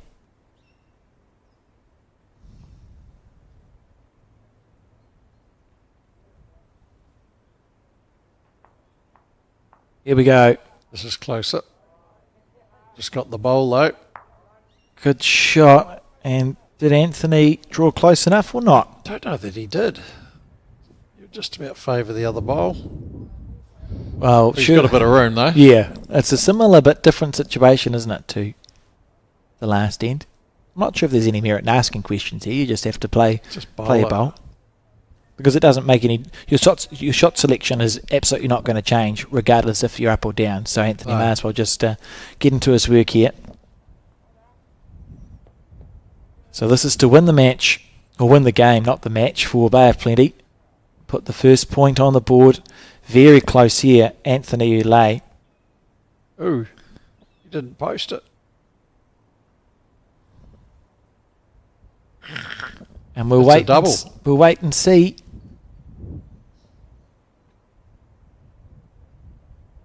One more to Dunedin. as one by one, Keanu continues to stay alive in this game. And there's still hope, Steve. Wow. The magic number hasn't been got, so... See the pairs and fours going on in the distance. Nigel Birkbeck, ball in hand. He's won a lot of events in Dunedin. We often see him turn up to the National Champion of Champions events. Yep. Keanu Played him in the pairs last year at Hamilton. Okay. He's had a lot of success. Yeah, well, Nigel and I used to play a bit in Dunedin back in the day, as they say. He's having a drive.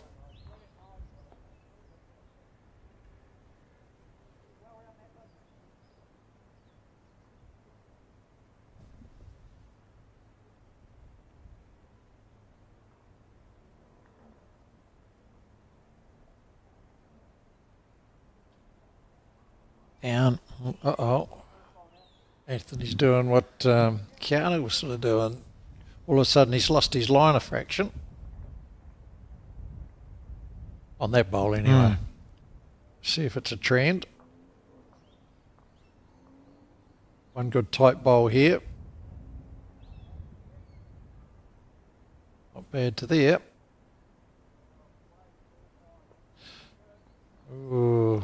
Right. Here we go, Anthony. It's your chance now.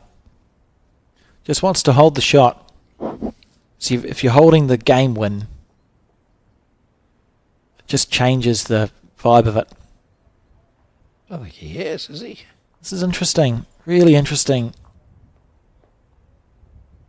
I still think he's bought himself enough breathing space by being so far in front. I absolutely. 100% expect to see him win, but it might get a little bit closer. Just Keanu's not quite putting the pressure on. Yeah, if those bowls were within a foot each side, happy days.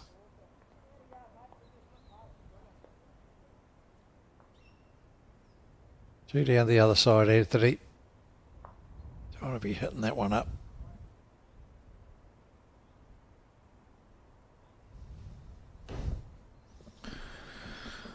Third bowl. Third time lucky, Steve. Yeah, surely. Surely. All around. Oh, beautiful. Yeah. Well played. Very good. Now, does Keanu try and beat that on the draw, or do you just chip it out and go up? Still holding on to the shot? Whack it. Easiest shot. Yeah. Again, to save the match for like the fourth or fifth time, Keanu winding up on the back end. Straight at it, mate. Here we go. Missed it. That'll be it. It's over. So, good timing. Frozen. Such a good bowl. So there we go. So 25 shots to 12 in favour of Bay of Plenty. Congratulations to Anthony Ulay. We'll be back at 3:15 and we will see you then.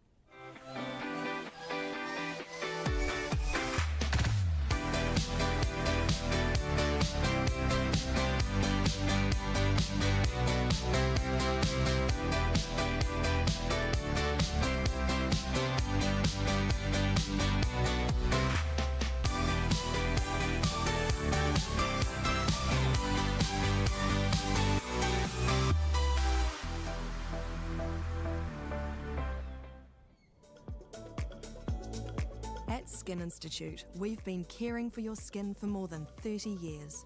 And that's why we're proud to introduce Skin Tracker, our two-step system for detecting microchanges in your skin. We utilise our advanced AI imaging technology alongside a skin assessment with one of our expert clinicians.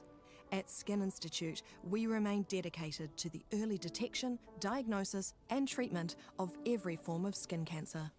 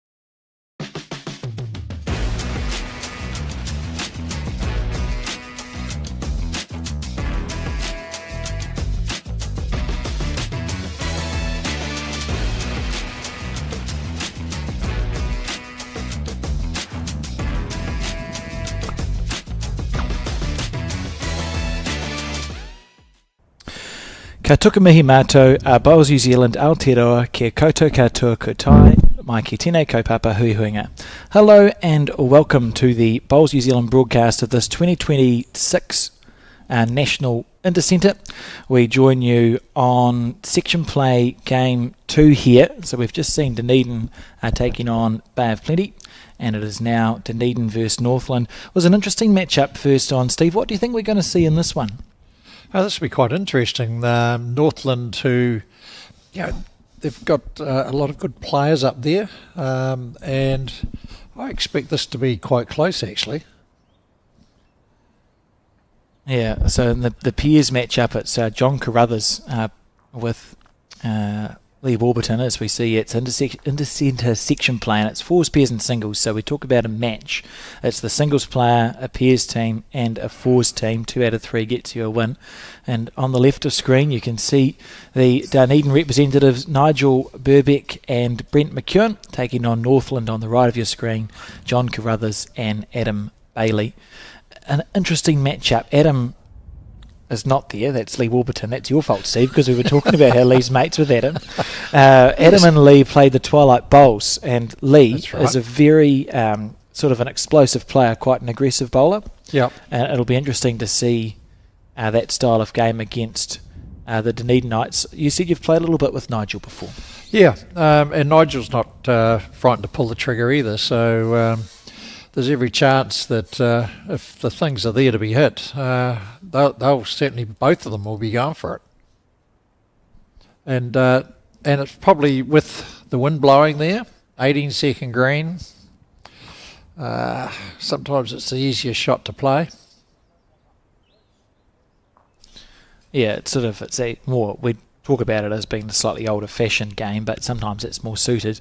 And we pick up this match on, I think it's end 2, maybe end 3. We'll just wait till we get a shot of the scoreboard, because there is, never rains in Auckland, but on this occasion it might rain in Auckland. So so set them off early. So yes, just to get all the beat games the weather if it can done as quickly as possible. So I think we're on the second or third end here, and we'll just get an update on that as soon as we can. So 4-0 to Northland, and this is the second end. And the Northland side there, managed by the one and only Steve Smith himself. Managed to sack himself as a player and find his rightful place, managing. Oh, brilliant. Coaching. It's John Carruthers. We've seen him on many a time. Was domiciled in Auckland for the majority of his career and moved up to Northland.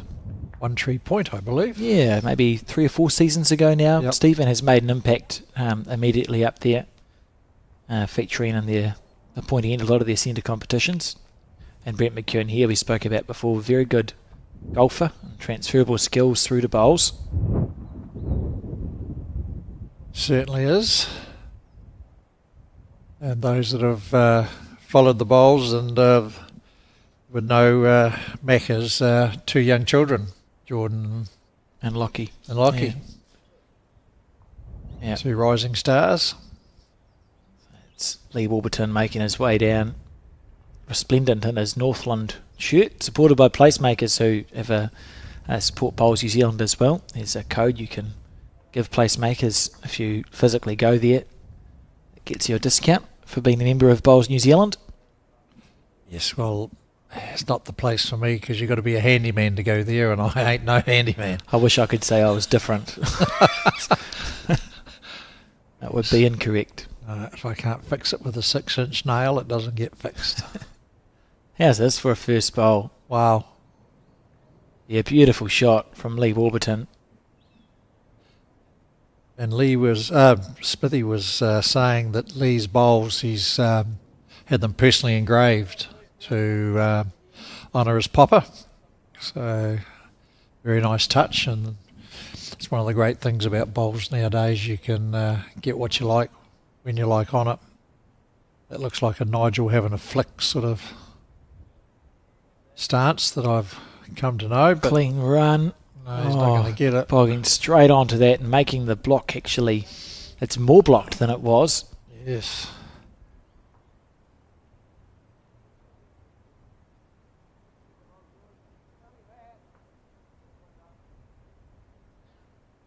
Body language says he doesn't like that.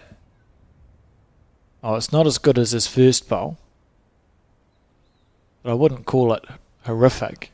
Hasn't really changed anything. I wonder if Dunedin, do you think they're 1 or 2 down here, Steve? Looks like only the one. So no need to be too flamboyant. So he's just going to stay on the back end. He's a bit high on that side. We've seen them when they get a bit high with that side breeze to them. Don't get back.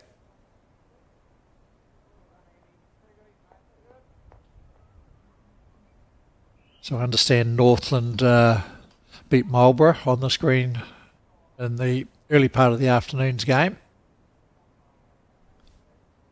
So that's a good start for the Northland Centre. We spoke about them. They were actually part of the first ever National Intercentre final in 1970, where they were defeated by Canterbury. And Nigel now 1.5 down.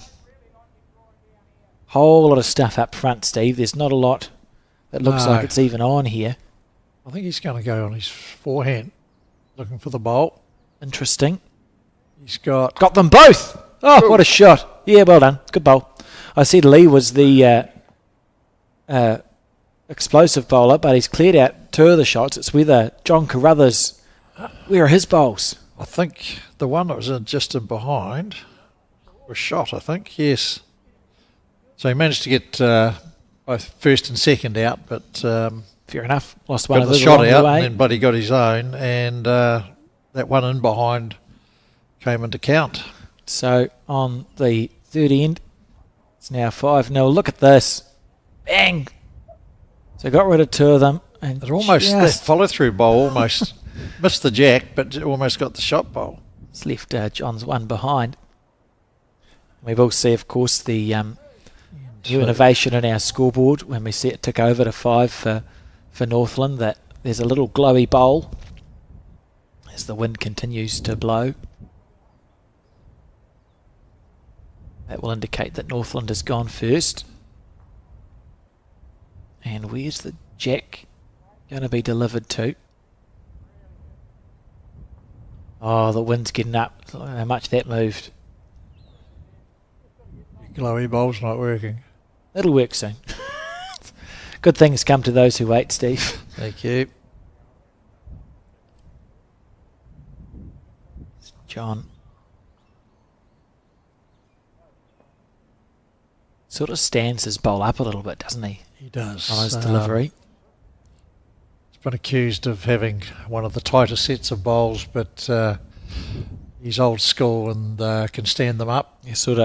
It's hard to, I mean, we can literally see it. It's hard to explain if you don't have it on video, because the bowl doesn't wobble, but it's running on a side. It's not running on the centre line that it's supposed to run on, that it's designed to run on. Outside. It runs on the outside because it's just standing up, which changes the track of the bowl. There's a few of the old masters around that can do that still. Sort of a flick. It's a flick in the delivery. So look how John cups his bowl. So his grip's sort of turned around from what you might see in a conventional delivery, and then when he lets it go, it's with a bit of a flick, so the running surface is on an angle. Yep. So it's more canted towards the outside of the bowl than the inside, thus holding it for so much longer. We almost sound like we know what we're talking about at this stage, Steve. Oh. Dangerously, I didn't say we did sound like we knew what we were talking about, but nearly. No, you get the telephone exchange lighting up too. No, they don't. Invite them to watch us on mute. Yes. Oh, it's a nice green. Just on the speed now, Macca. He's been in the Intercentre team. He got on relatively early in terms of a career, didn't he? Because I can remember, I'm sure I commentated on a game that Brent played when he was like a 3rd or 4th year bowler. So in a comparatively short time, he made that step up to an Intercentre level. Yeah, well, he, as I said, he was a very good golfer in his day. Still is. I think he's just joined the Masters ranks as well, so he's turning and that. So, yeah, some of the skills there of pre-shot routines and a repeatable delivery It seems to be is well entrenched. one of the sports in particular that lends itself to bowls. How's this from Brent McKeown? Trusting the bowl to hold up. Fair effort. Yep, could be good enough.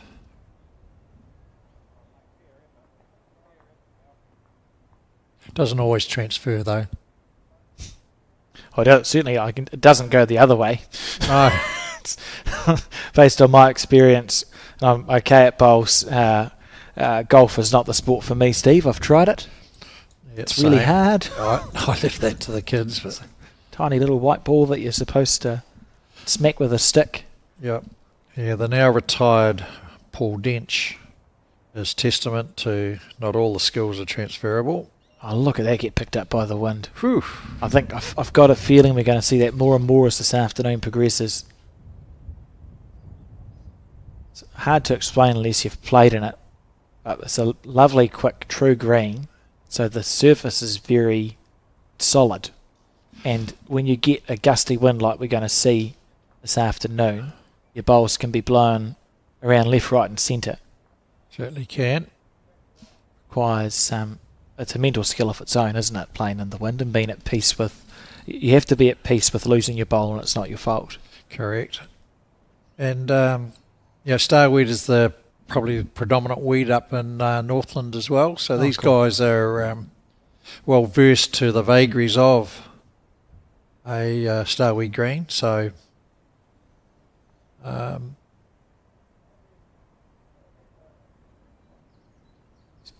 He's played a very similar bowl twice there, and one cut across and one didn't. As we see Nigel on his backhand. he's coming a bit tight up. I think this is probably the shot.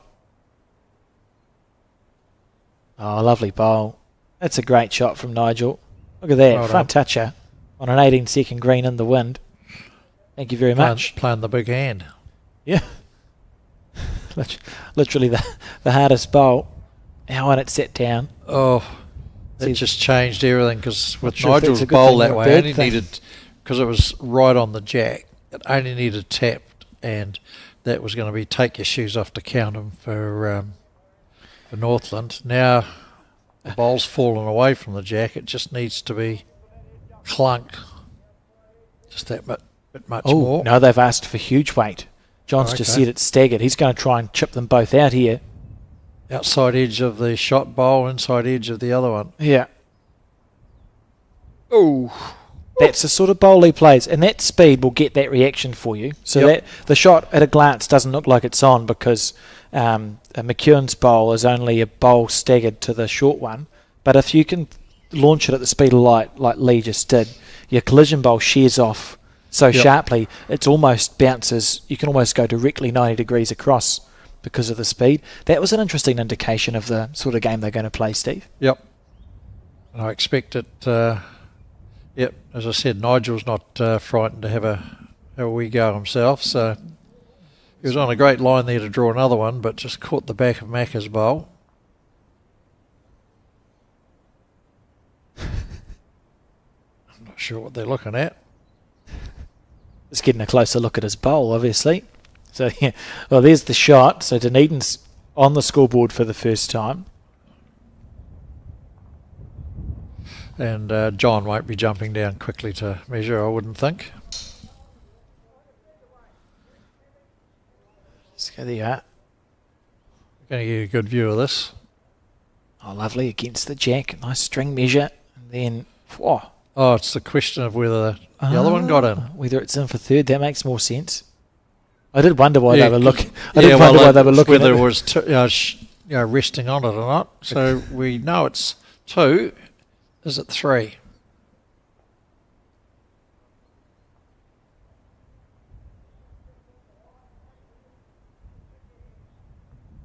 Yeah, that's showing just how breezy it is at green level, or just above.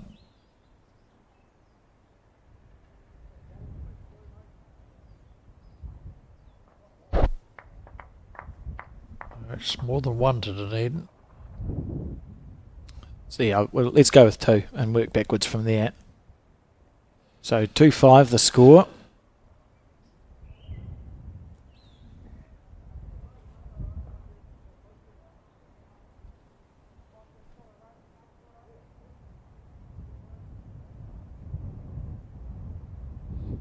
We have to get a shot of this scoreboard at some stage, won't we? That blue line is really hurting my brain, Steve.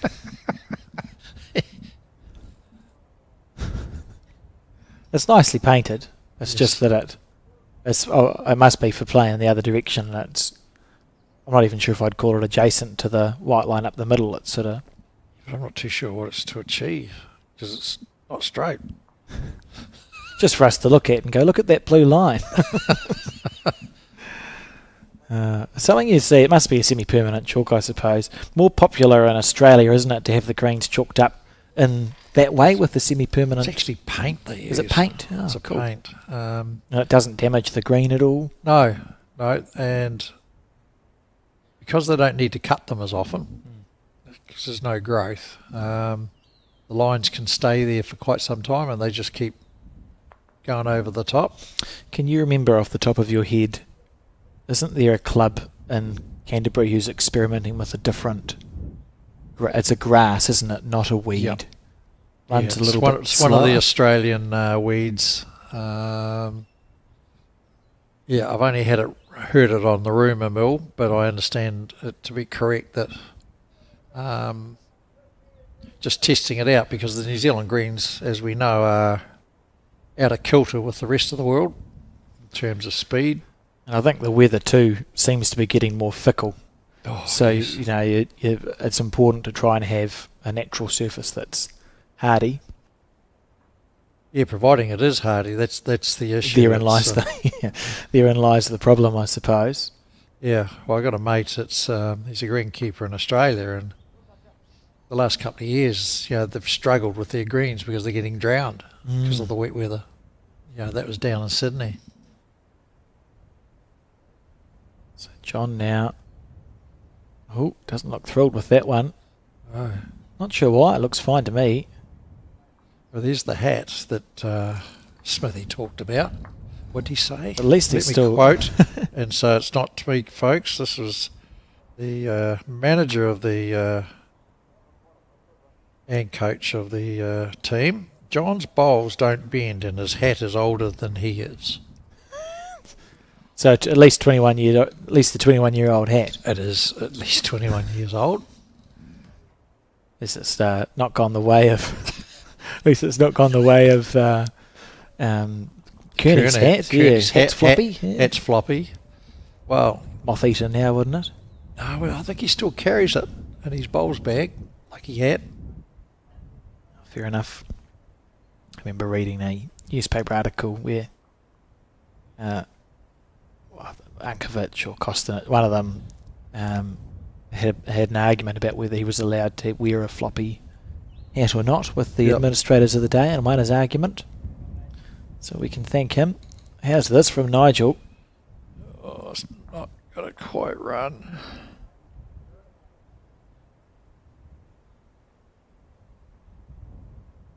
There's- That was back in the days when there was all manner of rules and regulations, and if you wore shorts, you had to wear the socks that used to pull up to your knees. It's an unrecognisable Walk socks, sport what do they in some call them? ways, isn't it? Oh, yes. Walk socks and sandals, wasn't it? Brown lace-up shoes. Huh, Oh dear. beautiful. Fashion nightmares. Brown belts. Wasn't till I think the 90s before you're allowed to wear a white belt with the white pants. I've got a funny story that I'll share after this end. You've reminded me with your talk of brown shoes. So what's happening here? We've got Northland holding one, and that nice second shot from Nigel. and quite a scattered head, which I think we need to be prepared to see a few of in this game, just with the conditions. This doesn't... I'm picking Nigel will go this. Because it's lonely and protected. Yep. If he goes on the right hand. Yep, correct. In theory. Generally forward favours his forward hand. Yeah, good call. Oh, he wouldn't. Oh. He's got it. Clean. Beautiful bowl. That's a lovely shot. And really well played in the conditions as well. Now holding 2.5 or 3 and Lee under all sorts of pressure. This is going to be a really dynamic game of bowls. Yeah.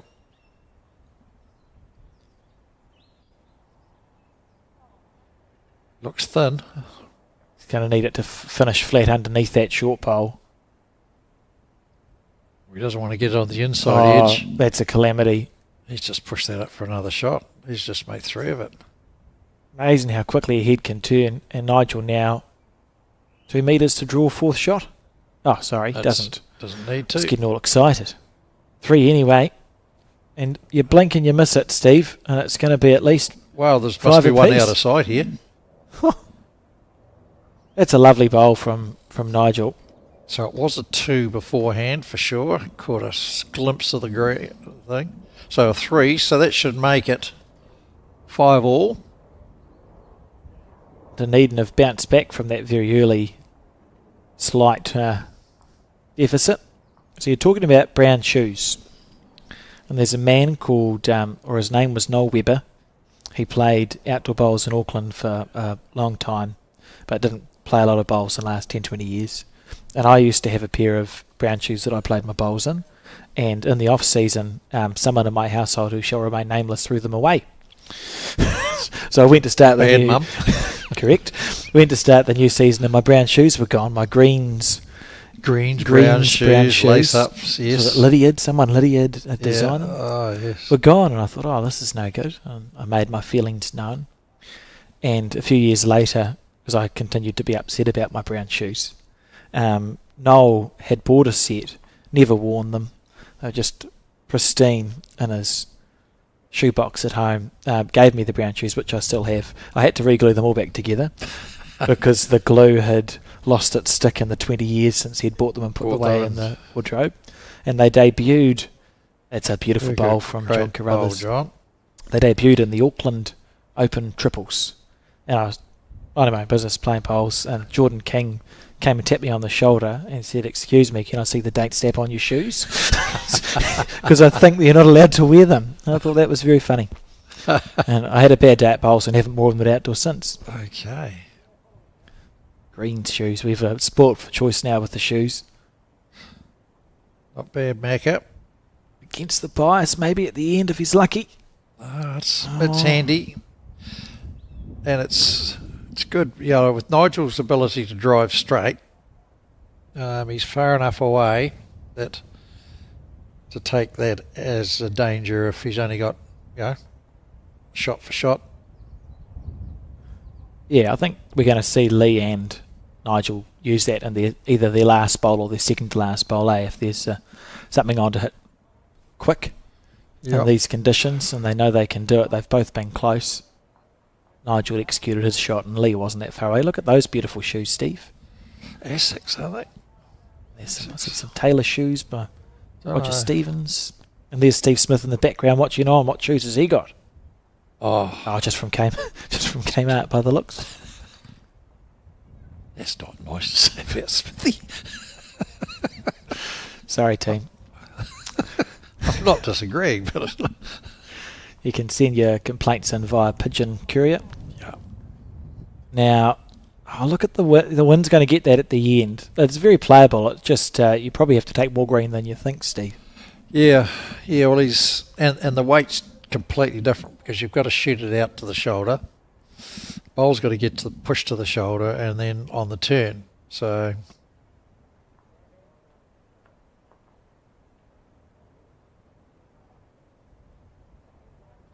John will be wanting to get something a bit handy here. And in theory, it won't. It'll turn, but it won't be quite as sharp as what we saw Brent's bowl. Like, it's still turning across the head there, but it's not trying to come back up to meet you. All right.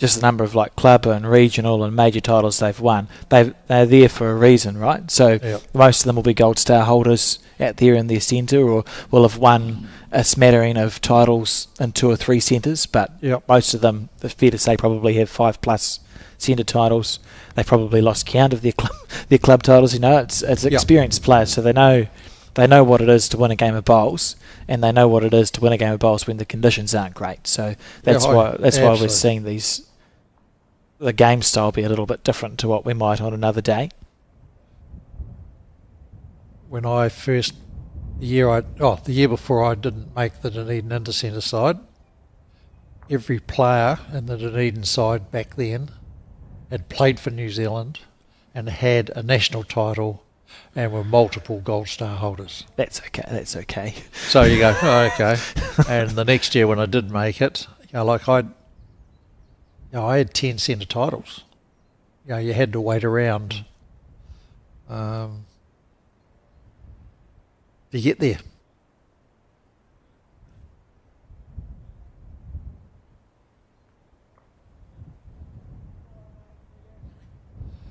Back is a bit wide and heavy there.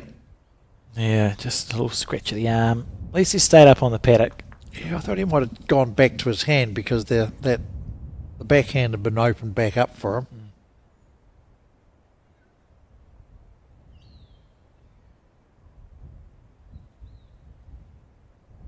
We've seen Carruthers have a lot of success in pairs as well.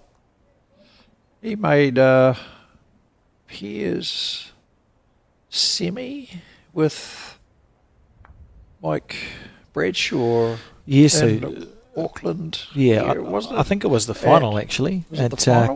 Carlton Cornwall, and they beat Dickerson Oh. and Thompson in the semi-final. That's right, and they lost to Hill and Pascoe. wasn't it? Pesco, yeah, and I'm glad you've mentioned Mike Steve, because he's sadly passed away Yes. suddenly this year, and he played or was involved in a lot of intercentre events for the Auckland Yes. side, and it feels quite bizarre to have a national intercentre that doesn't have Mike involved in some way, so it's sadly Yep. missed and long remembered. Yep.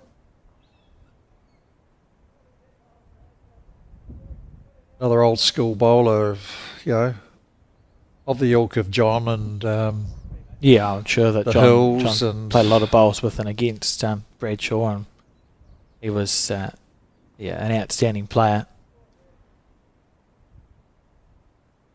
Right, how long is this going to hold for? not long enough. Gust of wind, please. No.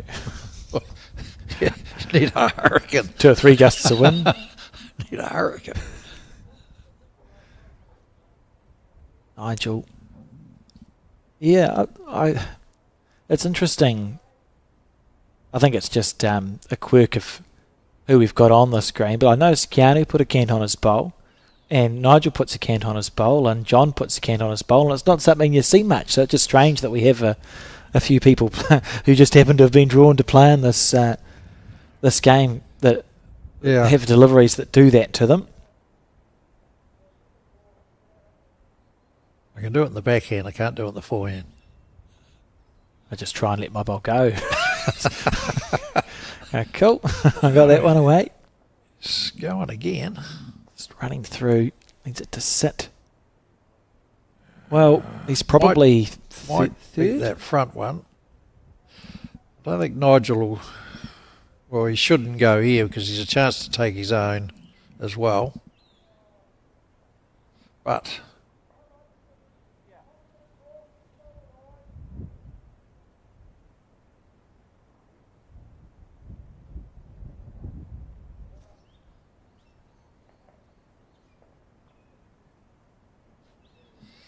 I have to say those legs of Nigel's hasn't seen too much sun, I don't think.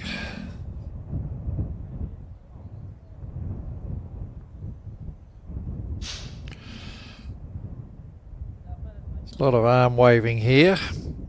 Okay, Macca's wanting him on the big swing hand. So he's catching his own bowl that's sort of sitting about 10 o'clock.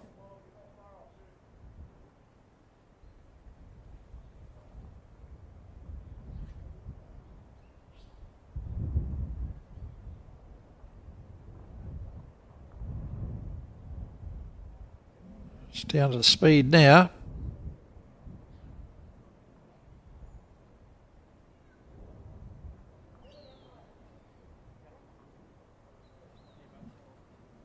Just a touch of green actually in the end.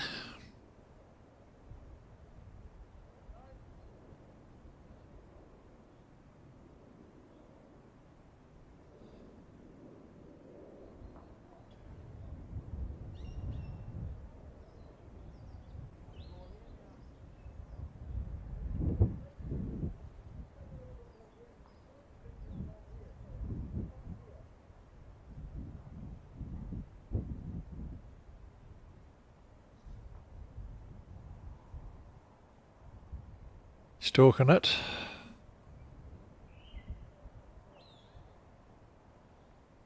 He's left a bit in his hand. So it was the front Northland bowl, John Carruthers.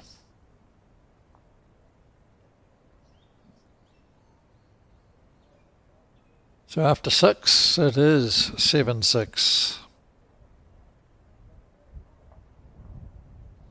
And this race to 18. You've got the computer in front of you there, Alex. I do. Got some scores for the first rounds for folks. You can look them up on the Bowls New Zealand website. There's a Intercentre tab there. Just click on that.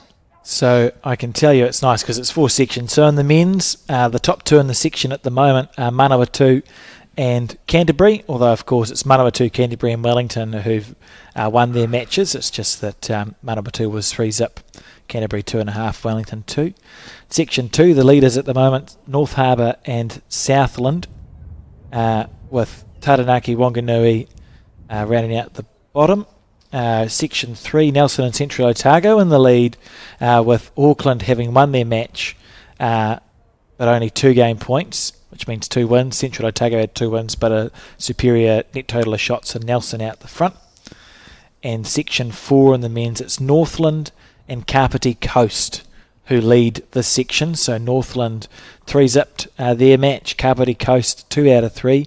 Bay of Plenty defeated Dunedin. They won 2 out of 3 games, so they must have dropped the pairs. Dunedin won 1 game, Hawke's Bay won 1 game, and Marlborough 3-zipped at the bottom. So very, very early days, but that's how it's looking for the men. Next end I'll have a nosy at the women's, and of course you can, if you want to find specific game-by-game stuff, that is all available on Bowls Hub Aotearoa. It was just, you're mentioning the Central Otago off to a flyer, and earlier in the day just checking out a little bit of information. I was talking to Terry Scott, whom initially when you did your AI investigations, it's like, he's got 10. Terry came out as top as the the most winningest person to ever win Intercentre titles. Unfortunately, there was 2 Terry Scotts, or there's one is Terry's dad or Terry's son, depends how you look at it. So Terry Scott went from the list here as holding 10 to sitting on 9, equal with Kelvin Scott. Plummeted to 9. Plummeted to first equal, from first to first equal. Only 9 intercenters. Only 9 intercenters, but he did tell me he is the 8th player for Central Otago, and should they fluke it through, the 8th player is counted. Yeah, so would be the first to 10. Oh, look at the win. First to 10. Look at the win catching that bowl. Didn't have any chance to turn. It's interesting, if we know that Nigel and Lee are going to be aggressive, which they are, it's important for John and Brent to have one of their 3 bowls probably over the head, right, a metre or more past the head, and then you just allows the skips to just play that game with a little bit more confidence that good things could happen. Come on, Nigel, get out of the road there. By his knee. Oh, no, not even by his knee. So this is quite a loose head. There's that one close bowl. Look at the way the wind's blowing the shirts. It's not not ideal conditions. That's why we call it outdoor bowls, I suppose. And it is a challenge. You get a lot of satisfaction from playing a good bowl in conditions like this, because you've had to fight for it. Yep. on the forehand. Well, Lee's just looking to get something handy so he can have a whack at Macca's bowl. He's not too bad. This is a well-played shot. Little feather's actually good for the weight. Oh, I take it back. It's actually worse. If he got past that clean, he might have been onto the jack. He had the jack gone for all money.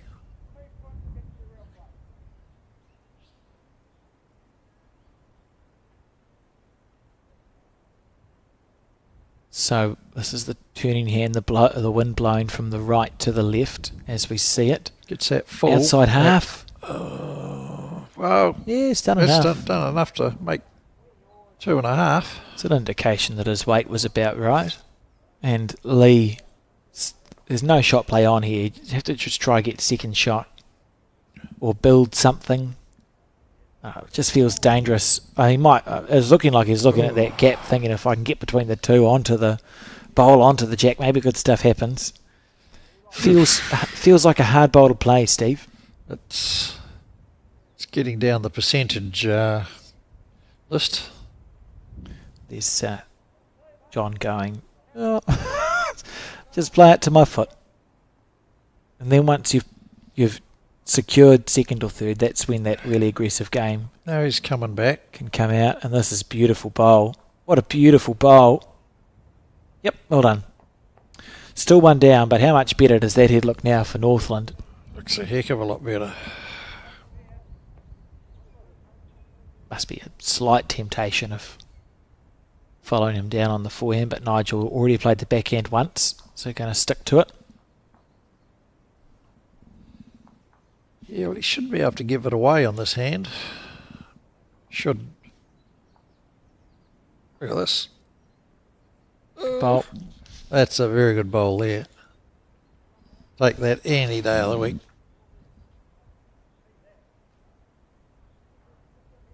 Thoughts, Steve? What would you play? What would you call for Lee to play if you were in John Carruthers' shoes? Same bowl.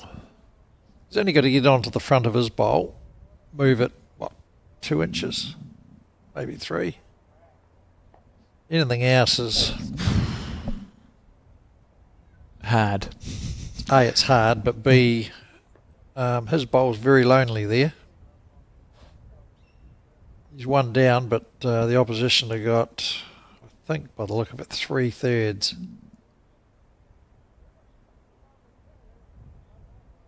So he's just got his normal delivery. The good thing about Lee from a commentator's point of view is he's one of the players who has a different setup when he's going to barrel it, so it's easy to tell.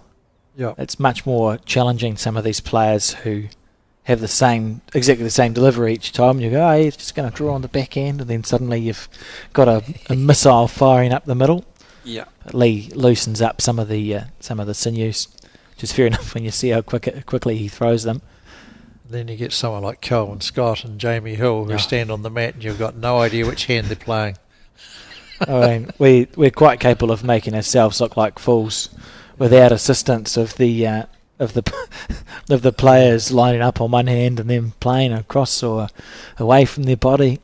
Yeah, but Scotty and Jamie, they're unique deliveries, and you're going, which hand's he on? I don't know.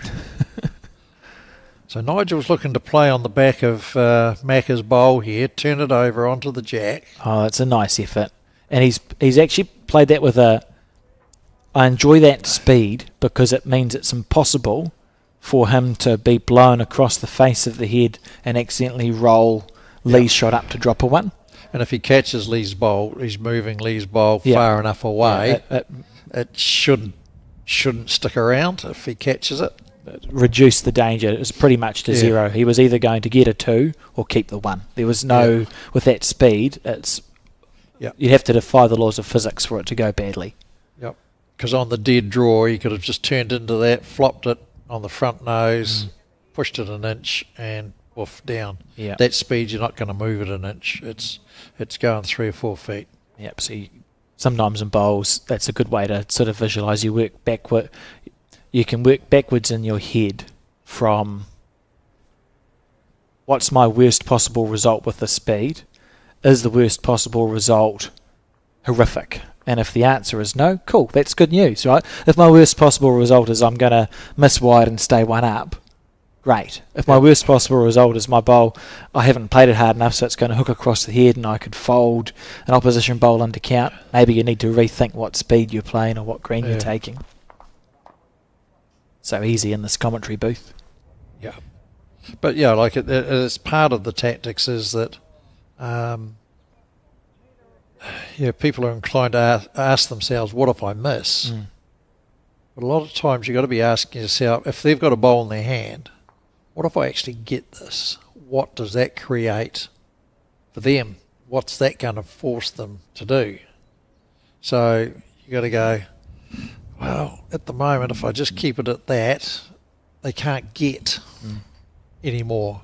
Whereas if I move the jack to make 2 for me, but it creates that opportunity for them to move it again or flick something out to make more for them. So you're better off letting the duck sit and take what's there. Yeah, it's wise. And we see that a lot in the pairs game as well. To be fair, when the conditions are a bit nicer than this, but the heads tend to build up, and that last bowl becomes really important because you can do whatever you want, but there's a danger in shot play if you don't have last bowl because you can temporarily hold something, but often it's temporary if you're a little bit overplay your bowls and you might just hold a 1 or a 2 and suddenly last bowl can make a big difference. Yeah, it's like the classic one that people fall into. Oh, we've got 2 seconds, have a whack.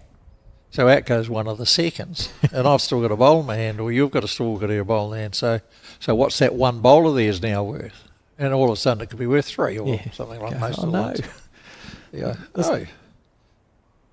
Interesting head developing here. John Carruthers has played 2 nice bowls actually because they passed the head and Brent's got the shot, but it's a bowl to rest on or go underneath, so John can stay brave with the weight that he plays. He could stay brave with the weight. It's going to go under. Well, fair enough. That's still lovely. Look, you've got 3 really nice bowls there and a catching, what do they call it? The catching pen. The catching pen. At the bottom left of your screen. Yeah. Sometimes that jack looks really small though. Yeah, in this case, you'd think Lee would be going, I'll sit through the shot bowl. And if it turns or comes in off the shot bowl, we're okay, but I'll still have the shot if he's playing 3 or 4 feet over on the back end. I'd be inclined to try and get second because they're 2 down now, but second in good position, and then you can have a go with that with your last bowl. So therefore, that was a chat. What do you think Nigel was talking about? As he's on his forehand now, is he just trying to draw a third shot, or is it more of a Well, you'd be looking to get back. You'd be looking to get back at that bowl at about 7, 8 o'clock. But not a very good effort. We've gone the single teapot. He's blocked it. Oh, he's tightened the line up at the very least, but that's certainly not intentional. No. Give himself an uppercut for that one.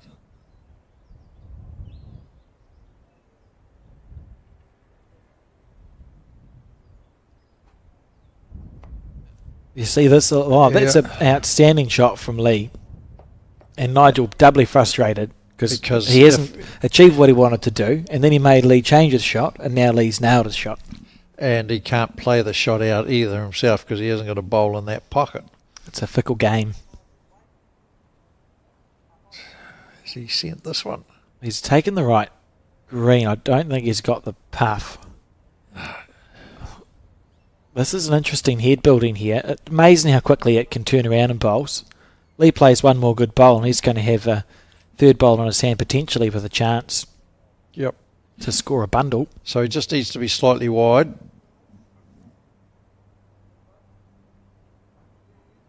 Good to there. How's he weight? Shouldn't be. Slightly overcooked. Oh, as long as it beats that front one of Nigel's. It's still a nice head for Northland, isn't it? Yep. I'd rather be in Northland shoes than Nigel's. Even though they're not the brown shoes. No. So Nigel now really... He's got to draw or draw. Or draw. on the forehand. Yeah, the other option is to draw on the forehand. Yes. Just a correction on the weight. I think his green's about right, Steve. Yep. Down to speed now. Well done. It's not all bad. That's a classy bowl. Very easy to miss. Yep. And decisions to be made now for Lee, who looks like he's made his decision because he's marching down with purpose. Yeah, if he's got shot, he's only got a chance to draw another one. Well, Smithy looks comfortable in the background there. Yeah. It's been nice and warm. It looks like he's warm. So there we are. He's on his forehand.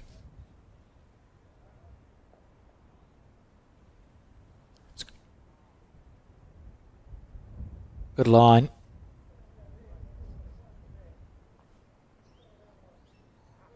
I think that this is going to be a near perfect bowl. Very good. Well played. Yeah, nice shot. And the bowl hasn't set away. So we just understand if it's a 1 or a 2 there. So we see some spectators watching on. Who's that from Dunedin, Steve? Rob Gibson, manager, greenkeeper extraordinaire from Tyree. Tyree, yeah. President of the Bowls New Zealand Greenkeepers Association. It's a job for life, I think, for him. He's had it for about the last 10 years. Tyree's a cool club in Dunedin, isn't it? Well, Dunedin itself is quite a neat centre because obviously bowls, well, not obviously, bowls is a Scottish game, or the flat green version is.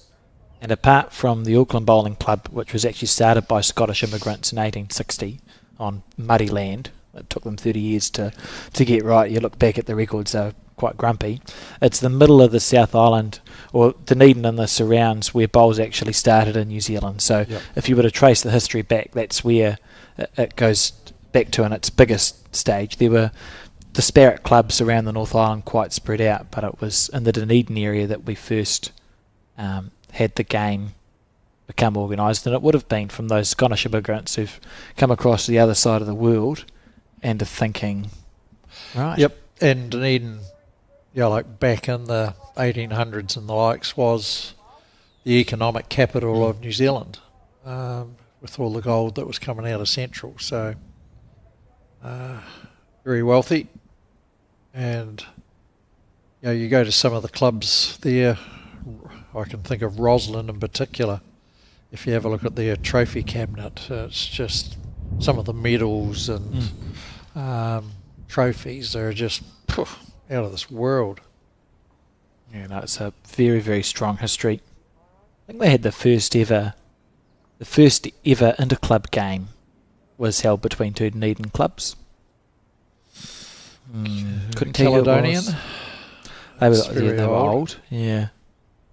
I'll come back to that one. Actually, I'll come back to that at the Interclub because I did some research last year and found the first ever Interclub match. That's a lovely bowl from John Carruthers.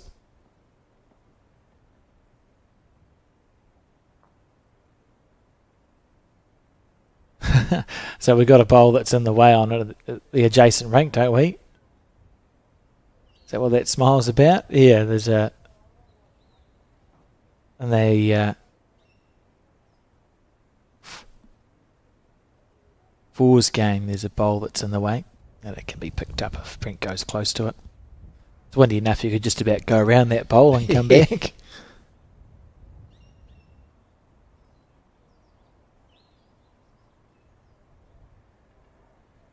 He's underneath it. Not bad. Turned out to be a perfect marker. What a shot from Brent McEwen. That's a lovely bowl. Wow. Macca. Roly-poly champion at the Rusty Mac tournament. Oh, there you go. And you can see he's showing that... Yep. In the aftermatch function, he won the roly-poly competitions. There's something quite entertaining to play on a social thing, as if you're... So, crown green bowls. So we wait for John's looking to rinse and repeat. Catches the front of it. Oh, look at this from the two leads. Down a little bit from John Carruthers. Oh, mighty effort. Great bowl. What does Brent do here? Has been asked to switch to his forehand, so Yep. I'll just saying stay away. You've got the shot. You're sitting flat, half an inch away from the jack. Something that can be quite entertaining, Steve, if you're looking for a social way to play the game, you don't get too extravagant, is Crown Green bowls is crisscross. There's no rinks in Crown Green. So you put a mat down, you deliver a jack wherever you want to deliver a jack. Oh, I feel like Lee's going to wind up potentially because it's low. All right, so that's a bit stressful. He's got options, but Macca putting one there stopped Nigel's option of whacking those two out because his shot bowl's protected by that front blue bowl. So he could have had a whack at that. That's what they're talking about there as well, I think.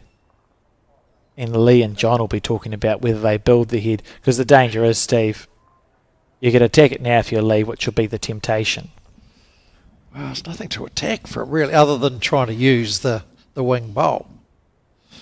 That's his only way in. Yeah, you have to go inside half of Brent's. But if he's going to attack it, it's the inside half of Brent's bowl that sits at 10 o'clock, and you probably chip both off. But you get it wrong, you'll cannon out the two blue bowls of John Carruthers, and that's not fun. So he's just better just playing just over with draw weight. Get one in behind for a start. If he misses. Well, he's on the forehand, so now we'll see what weight he plays on the forehand. To me, it's just the classic yard on shot. Yeah, and he's not winding up, so I think you're correct here. He's got an option to come off Macca's last bowl. He's tight, but he's got weight. Yeah, it's good bowl. And the jack will pop back. That was played perfectly. Very good shot from Lee. And reset the head. And Brent McEwen's bowl didn't roll past the blue. Lovely shot from Lee. Very, very good weight control in these conditions. Nigel giving it the one-arm teapot. What's this down to his speed now? Doesn't look bad, does it? Oh, I think he's nailed it. He has too, isn't he? Yep. That's pretty good. Front.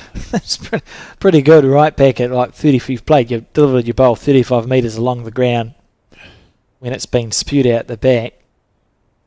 Yeah, well, Lee's just gone, I'm just drawing shot. And Nigel's gone, back at you, pal. Oh, that's coming too quick. Could use the outside one, though. Oh. I reckon that would have just about slowed it down enough if he got a big chunk of the wing bowl. Oh, yeah. So Nigel will back himself to stack this up. Rinse and repeat. It's the beauty if you can get it with your first bowl of the three. Yeah. You just have that confidence of going, right, I know I've nailed it. He's higher. Just go bang, bang. He's got to get under that. Tried. And John just indicating it's probably keep your green and take your weight back a little bit for Lee, or even take a little bit more green. Let the bowl turn.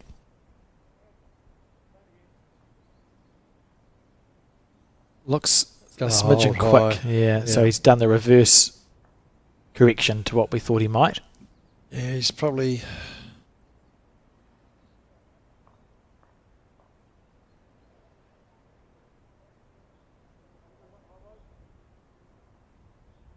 And Nigel's only got a draw, I think. Yeah, I wouldn't bet against him drawing second shot here.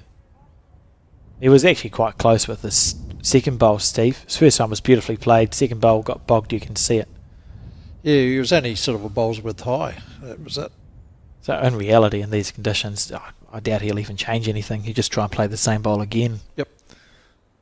Well, if you start trying to outthink the wind, it's never going to work, because you just got to throw it down a line, know you're going to lose some bowls. Yeah, and look at this from Nigel. If he's got the weight... He's got to get past those front, he hasn't.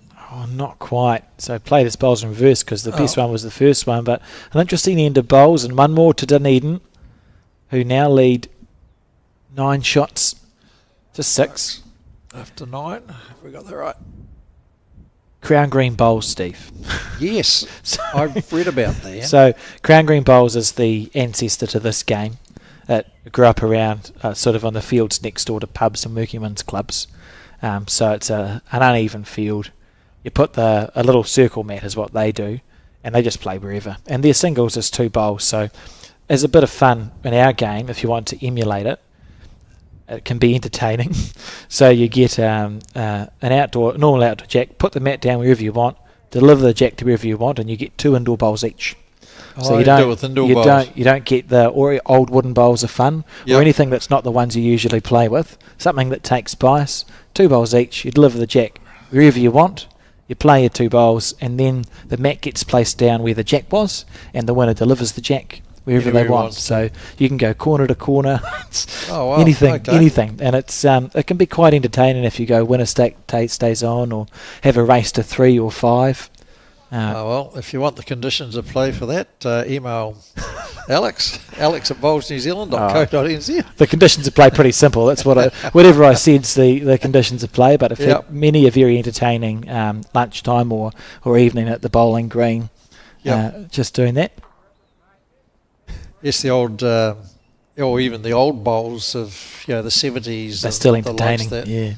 Because that's part of the Southland charity piers, isn't it? When you get knocked out, you're invited to participate in the Memorial. Roger Toogood. Roger Toogood Memorial. That's it. And you get to 2-end shootout. Yeah, there and back again, and then a third one if you need it. If you want all, with bowls. One bowl. They found on Noah's Ark. Yes. But it's entertaining, and there's so many little events like that you can play. And if you look around your bowls club, if it's raining, cards, darts, indoor bowls, pool. You can play bowls on a pool table if you want. Yes. Using the pool balls. Yes, that's an old one. Endless entertainment at a bowling club. John will be disappointed with that one. Uncharacteristic, and I don't think it was the wind either. It was just a poor bowl. Actually, I had a big clean out of my bowls bag, and finally decided, because it just sat there for so many years, was the crib board. Oh, cribbage. All right, the cribbage. So it's 3 got good the bowls flick, here from Macca. Oh, beautiful. Yeah, lovely stuff. Trouble is, Lee's eyes are gonna light up and go. He was better off actually drawing 2 feet high of that. Is John going to have a go? Or is he just playing with just over draw weight?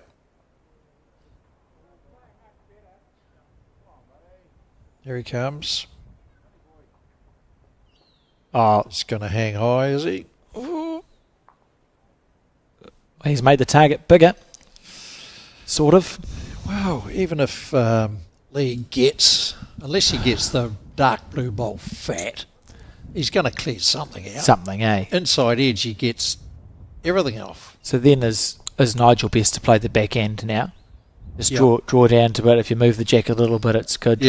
Try and change something. This is when you spoke earlier, maybe in the first game, Steve, about at this level how the bowlers think a few bowls ahead. Got to be. So Nigel's not thinking we're holding 2.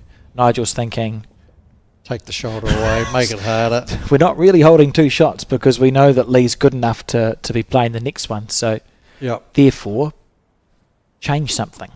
Yep. And Nigel's coming the other hand. Whether he's given it enough juice. I have no idea what weight Lee's going to play it with, but he won't be short, and it will be using that target area because Nigel's not dissuaded him at all.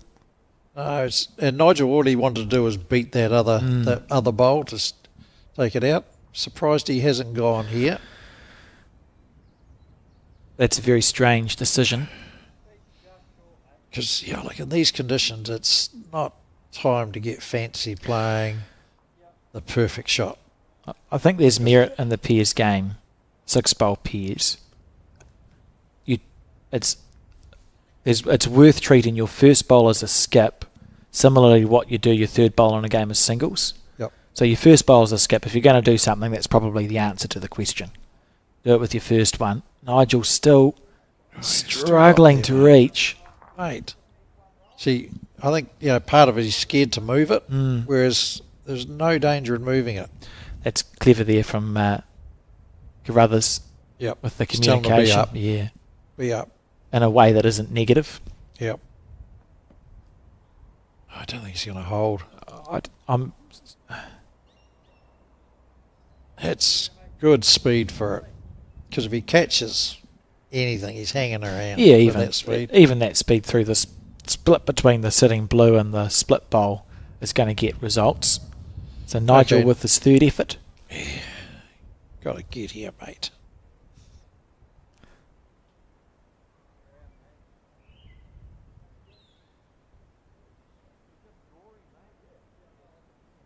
Now, if he had done that with his first bowl, different ball game. But it's a very good bowl. Yeah. The only thing you might say is that they've both sort of missed their chances, haven't they? Because Lee hasn't made the head better for himself, and he hasn't been proactive enough to change the head either. No. So he's still got a similar shot on, but it's probably not as worthwhile. There's a world where Lee plays a three effective bowls on this end, and Northland could have scored a 2 or 3 because Nigel's first 2 were poor. It's almost worth him having a crack here because he's only going to go one worse off if he takes his out. Because something should go with it. Yeah, good decision. Yep. And, how did he get that clean? Because he played it on the forehand. Oh, yeah, good answer. That's a good answer to that question. Oh, I got it. Because he was moving away from it. It's got it square, but I think they got there. It's interesting. We saw the first 3 ends as we watch a replay. Look at this. So he's gone on the forehand. Yeah, just got it square as. Which is not the hand I'd go on because it brings in your own bowl. You're always going towards your bowl. If you're playing the backhand, it's always going away from the bowl. Oh, So, well, one more. makes the score 10-6. And we've just ticked over the halfway mark here at this section play of the National Intercentre. And I said 4 ends ago I was going to give you an update on the women's, so I suppose it's You better. we're probably due. So only one round has been played at the 4 sections. I can tell you the defending champions, Bay of Plenty, won two of their 3 games, lead their section with Marlborough second and Manawatu third. In section 2, it's Canterbury and Southland who are in front, having won their matches. No clean sweeps here. That was 2 each. Auckland have had a bye, so that they're sitting at the bottom for that reason.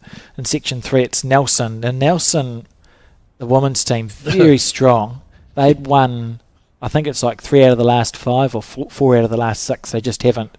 They went back to back, but haven't stacked it together. Nelson would have to be just about one of your front runners for a team that's a chance of winning this. Just about. Oh, you look at it, and they just. They got the goat apparent in the women's game. Amy McElroy. It's a pretty good team. So Nelson goes on with 2, although it looks like they lost a game. So we'll just have a look at that. So they played a match against Thames Valley this morning, and it was the singles. Oh, Macca. Oh, beautiful bowl. The singles won 25-11. The pairs for Nelson won 26-7, and the fours fell victim 13 shots to 11 to Thames Valley. I think Joe Edwards is skipping the pair for Nelson this year. Is that? Okay. And the singles player is Kirsten Edwards. Anyway, and then last but not least, in section 4 for the women, it's Waikato and North Harbour leading that. They won 2 games each, and Northland won their match with 2 games as well. So an interesting start to this Intercentre with a day and a half of section play left to go, as we see John Carruthers hoping his bowl stays up on the paddock. Yep, Bit of a skip shot there, trying to get shot. He should have been just trying to get Andy. It can be an easy trap to fall into, particularly when you play a lot of skip bowls, Steve, and then you're off the front and a pair, or in the first 4 bowls and the 4s, and you feel like you should be trying to hold the shots all the time. Oh, Macca, get over the top. Are you from Dunedin, Steve? Oh, yes. Oh, Oh, oops. I can see the whole screen with my one eye. I could never have. I could never have guessed. No, you're allowed. You're allowed. That's the point. Well, regardless of, he needed to be over the top. Yeah, it's still something you'd say in commentary, but maybe with a slightly different inflection, Correct. a slightly different tone. I'm not gonna begrudge you. John Carruthers, 2 balls right back there. Yep. Lee, an aggressive player. You'd be thinking that the danger bells would be ringing, Nigel's won't got to they? waste one now to get back there. Game on turf. Yes, if you're looking for a bowling green, they'll build one for you. It's amazing the standard of our carpet greens now are far and away beyond what they were even 10, 15 years ago, Steve. Well, back then we had a lot of sand-based Astros, which in their day were primo, and then the carpet came along. So Nigel opting to get his back bowl in on the... No, he's trying to change the head on the forehand, isn't he? I take it back. This is just as clever if he gets down. Yep, good bowl. Even if he was to be one down, which he isn't, that was quite a nice shot because you're just changing the head. Yep. A harder bowl to play, but you can't argue with it. He's just nailed it.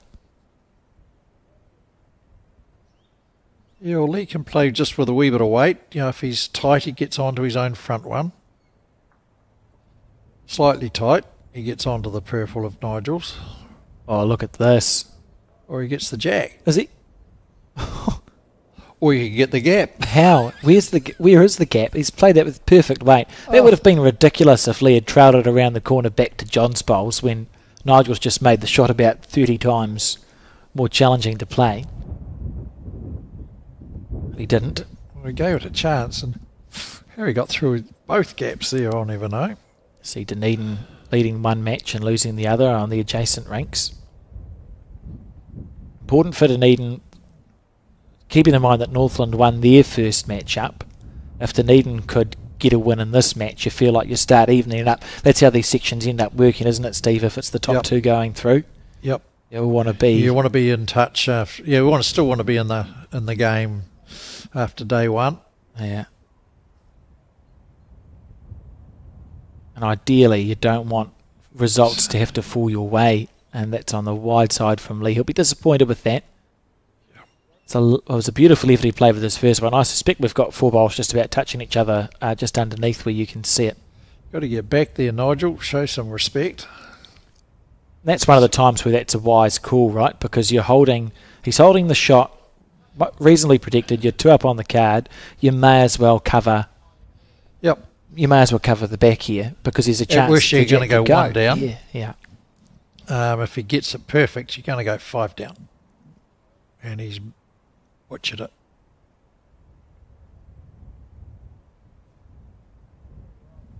Oh, that was nearly really bad, but he's just turned away enough.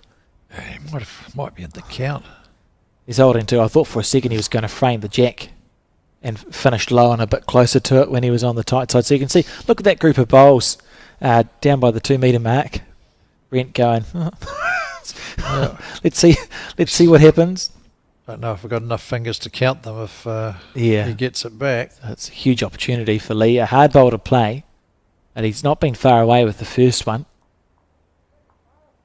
Arms waving around. Yep, it's pretty simple. On the back end. Well, onto the jack. He could drive this forehand. It takes his bowl out of play. I like it. It's protected by the front bowl. On the backhand, he's a chance to take his own one out. I forget that people can actually drive that quickly, Steve. So it wasn't on my. But he's going the backhand, so. You're right, though. That is the eyes wide. Yeah. That weight was almost okay for your forehand call, or quicker on the backhand to chip the 2 out there. That's just unfortunate from Lee. He had a chance. That's probably overplayed on the hand that he went for, and it's Dunedin scoring again. Chugging along quite nicely here. It's been a high-quality game, all things considered. a couple of numbers, and then all of a sudden it's ones, and yeah. Yeah, to me, he poked it wide because he was scared to go narrow. Whereas You remove the danger if you you remove just, the danger on the other hand. Absolutely. Um, Oh, we've seen the jack thrown away, and it's John's turn to deliver it. What's he going to... Well, he's not changed much. You might as well just leave the mat there if you're going to move it a little bit. So he must be delivering the jack to a different place. That's something. Matt's... Oh, we've got an investigation. What does your scorecard say? 11-8? 11-8 after 11. We think it's 11-8. 4, 5, 6, 7 on that side. The skips just have one card, don't they, between them? Yep. One job. It's not what I was saying. That's not what I was saying. I remember I've played in events before where the skips get a card each and you're supposed to compare your cards and make sure, but it was felt that it was a waste of trees. Oh, you're a card carrier if you got the option, or do you prefer the opposition to have it? I prefer to have the card. So do I. I prefer to have the card. I nick it as quickly as I can. Yeah, I prefer to have it. I actually asked, I played an event where traditionally they'd had a card each in the skips, and I was skipping. And rightly the organisation's like, oh, let's just save the tree. So there's only one card, and the opposition skip took the card, so I asked for one and kept my own score because I'm just used to keeping the score in that particular tournament. It's a bad bowl. Yeah, it's also about keeping your focus, and it's easier to, if you've got the card in front of you, you can see trends. Absolutely, yep. You know, like we're scoring this way, they're scoring that way. So, that's happened. What are we doing wrong? You know, do we need to change it up? I think that's really important. It's amazing how many people miss that we're scoring one way, they're scoring another, so we need to change it coming the other way. Just having some technical difficulties.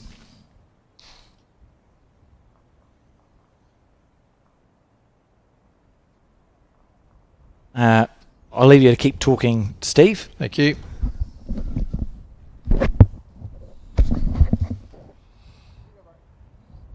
Two good openers again from Macca. Well done. John's just sort of just missing the line a fraction at the moment.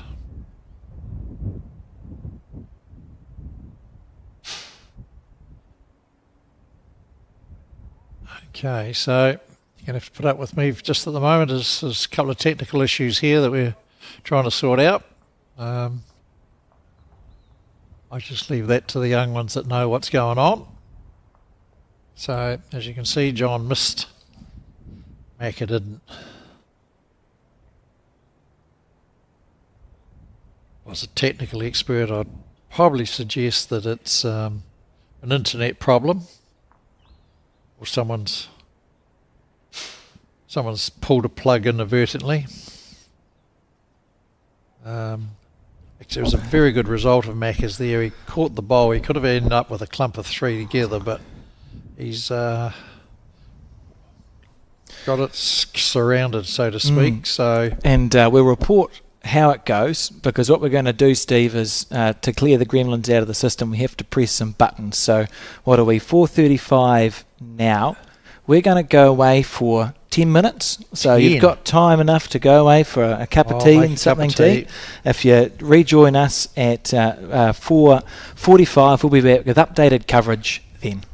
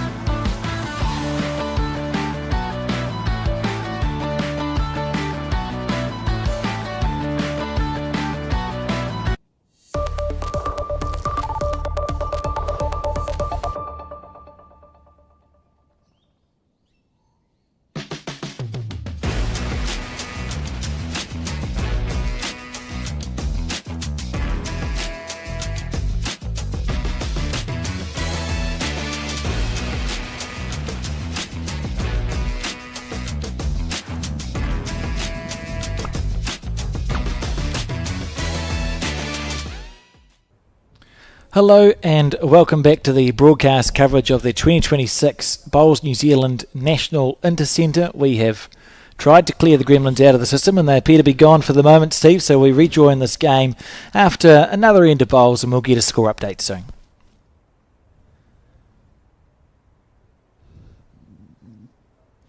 Still looks windy. Yes. Oh, Dunedin have picked up 4 shots. When we left there, the lead was holding, Macca was holding 3 on that 12th end. So they must have hung on to some of them. So it's 15-8 after 13.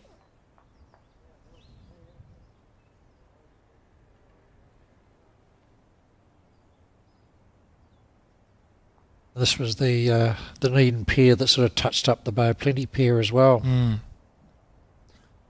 Yeah, from the front, you think about Brent McEwen and his leading's very consistent, and Nigel's got that full range of shots. It's a dangerous combination. Yeah.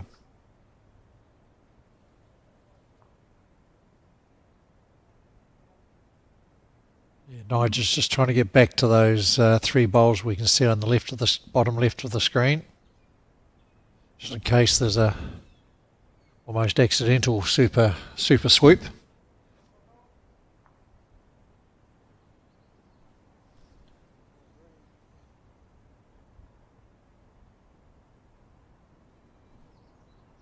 This looks better from Lee. Just running out of puff. Wow. It looked better than that. It's pulled up.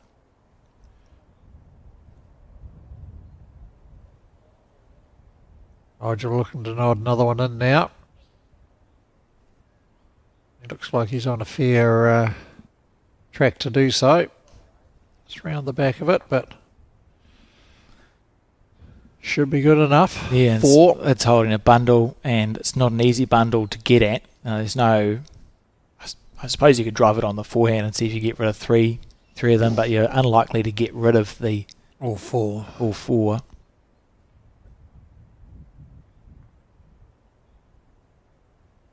So the danger is if he just tries a draw shot, he's going to potentially clunk the one he left out there. Yeah, it becomes hard work. He's tighter, he's not going to clunk that anyway. This is going to run away. There, we went away. There's a dog. Nice to have a positive for the broadcast today, and the double teapot from Lee and Dunedin have gone from a very close matched game. Now they're going to be leading 19 shots. 19-8 after 14. Yeah, it's going to be a long road back for Northland. 4 ends to go, and it's not like the traditional game where once it becomes mathematically impossible, you've got to give up. It's differential comes into this potentially, so we'll play it out to the end.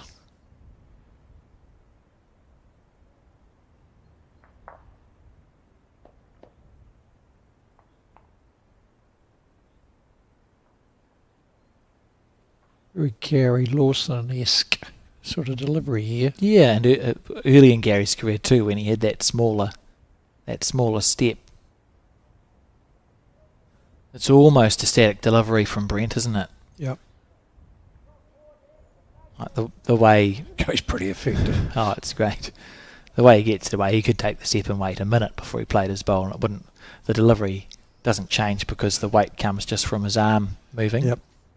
Similar to yourself, Steve, where you take the step first and then it's the swing. Swing. So it doesn't actually... The steps... When the step happens... is only just a matter of personal preference because it's largely unrelated to the draw bowl anyway. Yeah.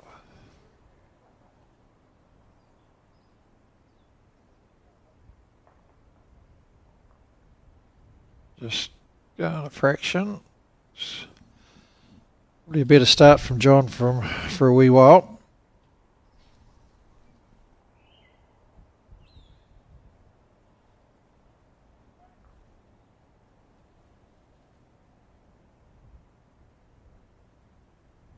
Let's see how much did he cook this one. Just fractionally. And this end 15, a 3 or a 4 would do wonders for the Northland. If you look, you go, it's 9 shots to score. We've got 3 ends after this one. A 3 or a 4 here would be very helpful because it means you're not having to run home hot. You can they could stumble over the line with 1s and 2s. And John Carruthers is starting this end off well. Little feather. Oh, I thought he was just going to get a snick of the jack.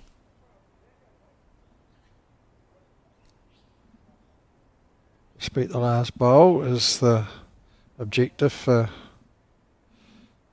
Brent.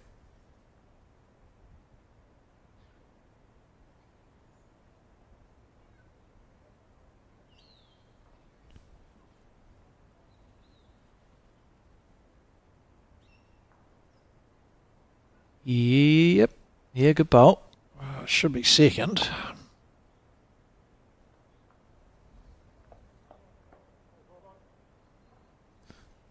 And you see 12-4 and 2014, Dunedin up in the other 2 games. So after that loss to Bay of Plenty in their first match of the day, they're on track, Dunedin, to salvage their first day of the Intercentre and go one each way heading into tomorrow if they can keep everything the same. Look at the wind. Catch that one.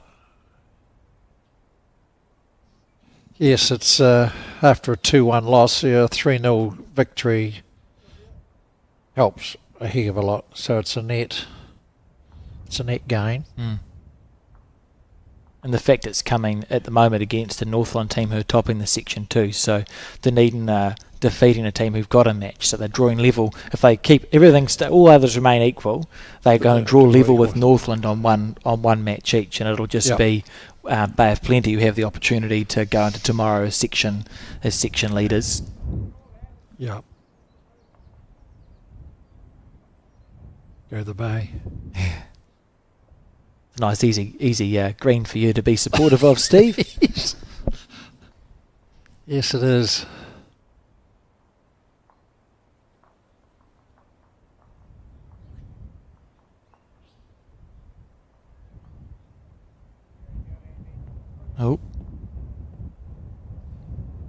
I think by his facial expression, Nigel never really believed that he had enough weight or green on that one.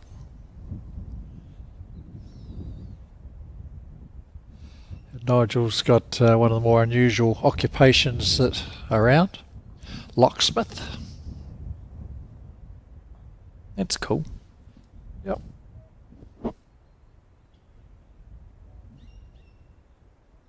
Good bowl.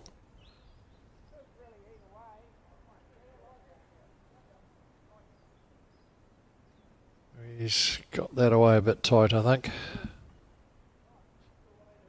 Or he wouldn't boot that up, would he? No. Reasonable or better weight. He was always sort of roundhouse that one out of the arm there.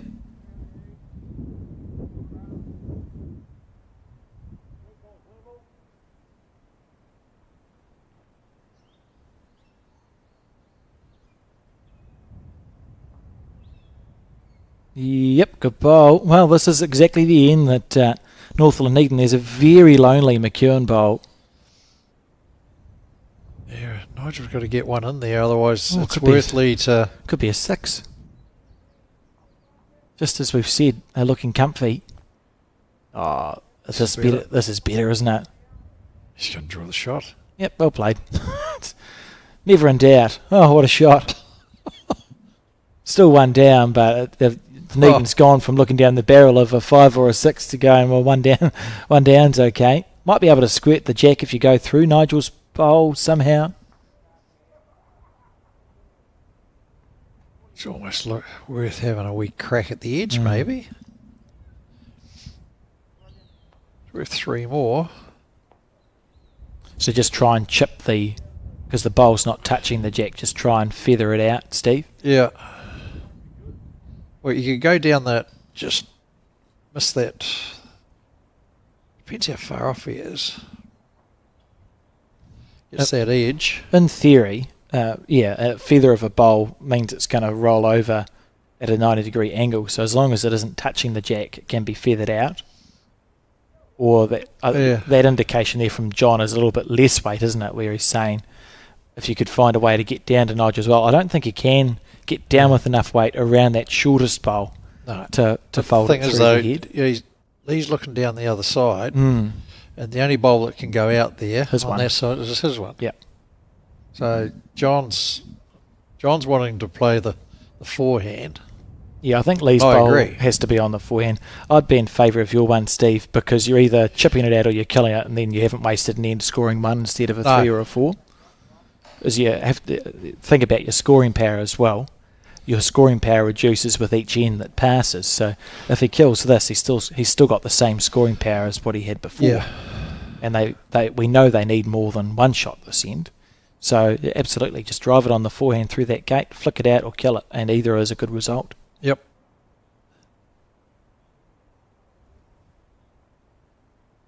Okay. It's more fun running it. So trying to get it to dive after it's gone past this short one, so it needs to turn a lot into the head.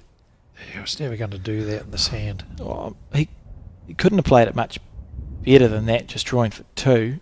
That's interesting. So they've scored, Northland have scored one shot. It's 9-19. The differential now 10. John just making sure that his shot worked. And it did. I'm just not sure if it was... The shot worked. I'm just not sure if it could be played. No, he had to be under the ball to do that. I don't know. Anyway, 10 the difference, and we're on end 16. So, 2 3s and a 4 for a draw.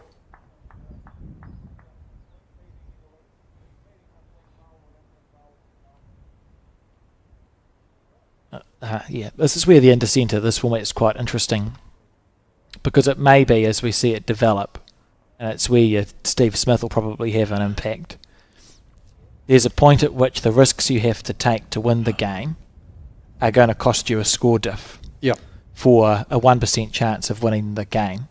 If the match is lost for Northland, Steve might go, right, we're not going to win this match, but we can probably all score in ones going home, protect the differential. And, try and keep our diff as close as possible, and we'll deal with the rest in the next lot of games. So that's where the manager will actually give that. If that's something they think about, that's where the manager will probably just tap the skips on the shoulder and go, we've lost the match.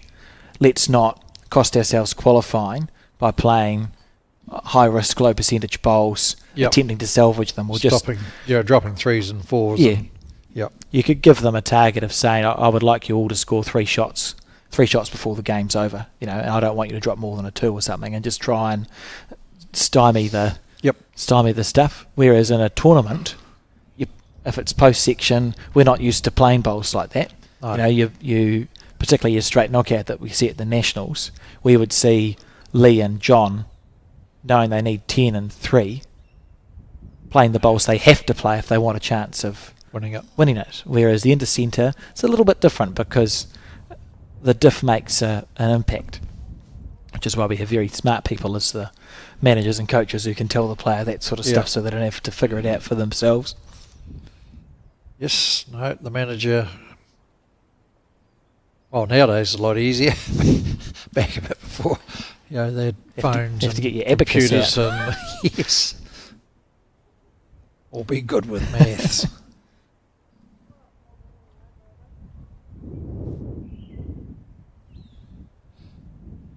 And it used to be a lot harder with, back then, because there was zone and there was only 6 in the finals or 6 qualifying and that, and the draw was staggered.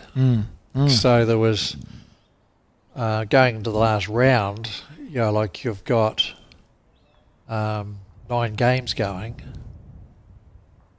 and if he beats him and Tweedledee she beats beats Tweedledum, Tweedledum, and they win by 5 and they drop a 4 and just go, thank you, manager. yes, that's why you get paid the big bucks.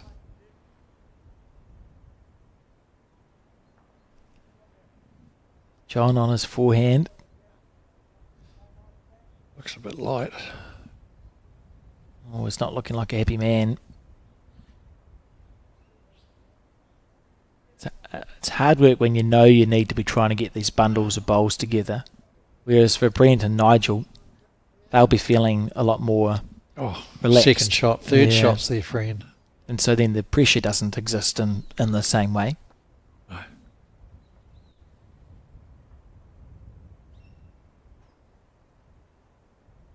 Is it a Dunedin thing, that sort of slightly staggered delivery, do you think, Steve, or a South Island style? I don't know. Sometimes I never knew my delivery was different until I saw myself on TV. you went, oh no. Where'd that come from? So often we match the good bowlers that we see around us, eh? So Yeah. it's sort of not unusual to see. I suppose nowadays less because we watch a lot of bowls on TV, but surely there was regional quirks. The like Stu McConnell, he was before your time, but Stu had a very unusual sort of delivery, and his name eludes me, but Stu's son had the same delivery because that's what he saw. And back then there was a couple of sons of fathers that had the same sort of delivery. Deliveries. Yeah, that's cool. Bowl. Yep, well done. Drawn the shot. But nowadays with the coaching ever expanding, anyone with a bit of talent and that will get the coaching. But I think, to me, that whatever comes naturally first is generally the best, providing it's repeatable and That's a lovely effort from Neil. No, you're and right. sustainable. Yeah, you're right, and that's the space that coaching's ended up in all sport actually, because it's either player led or coach led. And in the sort of mid noughties, a lot of sport went to very coach led. This is the way that you must do the thing for all sport. That's a lovely bowl from Lee. And we've sort of come back in the other direction a bit, where it's a mixture of coaching and also athlete-led stuff. What feels comfortable for you, as opposed to this is the way that it must happen? In the 90s and the noughts, if you didn't deliver like Peter Ballas or Rowan Brassey, you were gone. You weren't even considered for National Islands. And then yet you had guys out there like the Darlings and the Hills and Co, whose delivery was unique. But very, very, very effective. Yeah. Very effective. So we see Lee's drawn 2, maybe 3. It's trying to hold. It's going to run now. Yeah, good weight. Yeah, only 2 down for Nigel. I don't know. Just draw. You wouldn't think there'd be a lot of enthusiasm here. Like, there's no... you could run. reaching, but you wouldn't be like super duper. No. Super duper quick. Maybe the same weight as his first bowl where he just sat through. Yep. Sat and sit and stay, because that little, you can see a tiny bit of the bowl at 6 o'clock to the jack. That's Brent McEwen's shot. So there's your maximum weight, right? Just on ditch weight, sort of.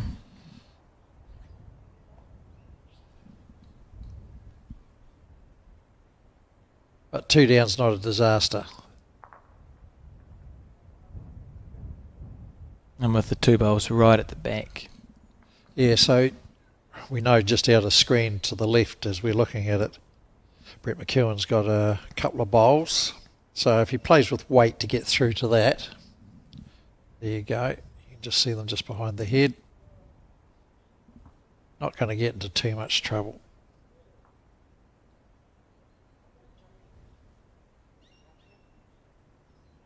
Ooh. Well, it wasn't pretty out of the hand, but that doesn't mean it's not a good bowl. That's Nigel's. It's going to hold.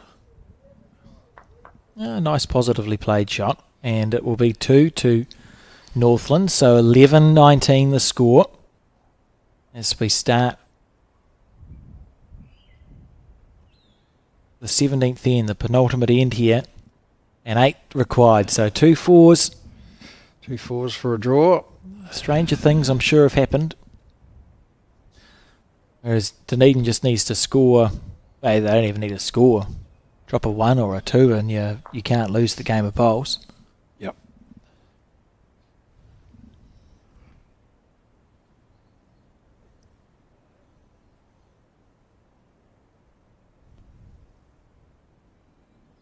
You just see that wind on the players' clothing there and markers. And a feeling of impending doom as the rain hovers on the outskirts. I'm sure we'll be done in time. Down. Yeah. Got a bit of it. Ain't caught up with it. Done enough. Right. I would say Auckland Bowls Gold Star does John Carruthers, or either 5 or 10 when he won the centre fours with Peter Thorne, Kevin Dixon, and a fourth person. At a Royal Oak, was it? Yeah, maybe Danny Delaney. Dan. Haven't seen him round for a while. He's still playing. He's does he have the record for Taranaki? He's up there on the Taranaki fours. Yep. List. He would have played a lot of intercenters in his time. Yep. Good bowl. Always thought his brother was a better bowler. What was I talking about? Right, open fours. Oh, I named them all. I named 4 people. It was Dan, Peter, and Kevin for John. And for John, I think I was just talking out of my head because it reckons it was a second shot. Maybe it was Kevin Dixon who got a gold star or a 10 there with that with that win. But it's been around for a long time anyway. It was my point.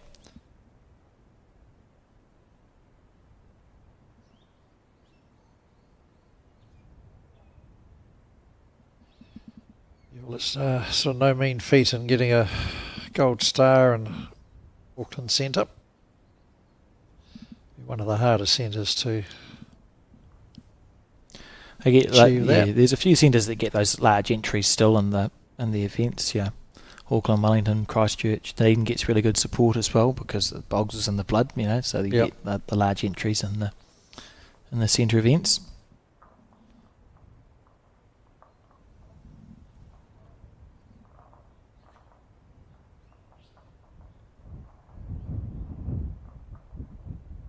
So, needing to score a 4 on this end, Northland. And if John can get another bowl within Kui here, they've got an opportunity to do so. They just can't really afford to move the jack. That's disappointing. Yuck. That's very disappointing because you go, right, how are you going to get rid of the shot bowl? And the answer is probably about where Carruthers' bowl is. Do you tuck it around the corner and figure out how to get rid of the back bowl? No.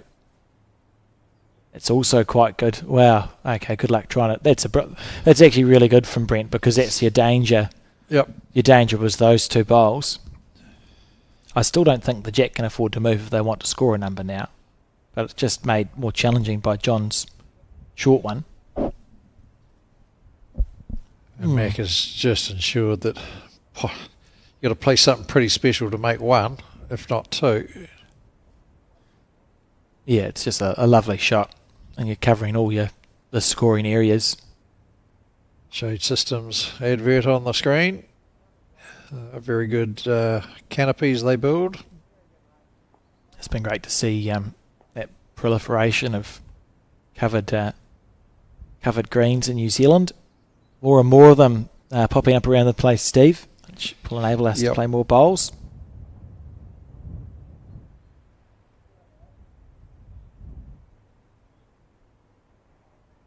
Some of the clubs sort of, they go in there wanting the lid for the weather, and then they find out the players actually prefer to play under the lid, regardless of the weather. No, that's a delightful bowl. So this is the thing. The only thing wrong with it is that makes it easier to kill. Wow, yeah, there's that, and it forces Lee's hand. Yeah, so he's going to wind up here. Has to kill it. Oh, it's quick. Oh, that flew. Are our cameras okay? What on earth? Where'd the jack? Okay, that was at quite some pace, Steve, and I saw the jack look like it was at about shoulder height. Yeah, it wasn't going along the ground. Here My we go. Goodness great. Look at this. Look where the jack goes. Boom. Okay. All right, that's good pace from Lee. Yeah. Faster than a speeding bullet. Goodness. Probably put a hole in that seat. It was one of my introductions actually to outdoor bowls. I went to the Tauranga RSA to watch, and there was a player who was at high school called Jake Sellers. I don't know if he's probably before you moved up, as I would have only been 9 or 10. I was just watching the bowls, and he was known to be had a good drive on him. I was just standing there minding my own business, and he drove a real packed head, and the jack squirted out and smashed the window that was like next to me. I thought, oh, it's a good thing I wasn't standing 3 feet to the right. I had no time. Well, I don't have good reaction times anyway, but I was very surprised. I was very surprised to have this jack go hurtling past me. Don't see it a lot nowadays, do you? No. The jack's jumping out of the head because it's been hit that hard. If you been to Hutt Bowls Club, down the side there they've got that sort of like tennis court netting that's about over 2 metres high. Yeah. I've seen Paul Girdler put one over the top of that. I suppose you wouldn't have been forced to go and find the jack, eh? You did. Had to go out the front because there was a stream there as well. We knew it wasn't in the stream because we heard the clunk as it hit a car in the car park over there. Oh, good bowl, Brent. Yep, well played. Oh, a very good opener. And sit. No. There he goes. Touch out.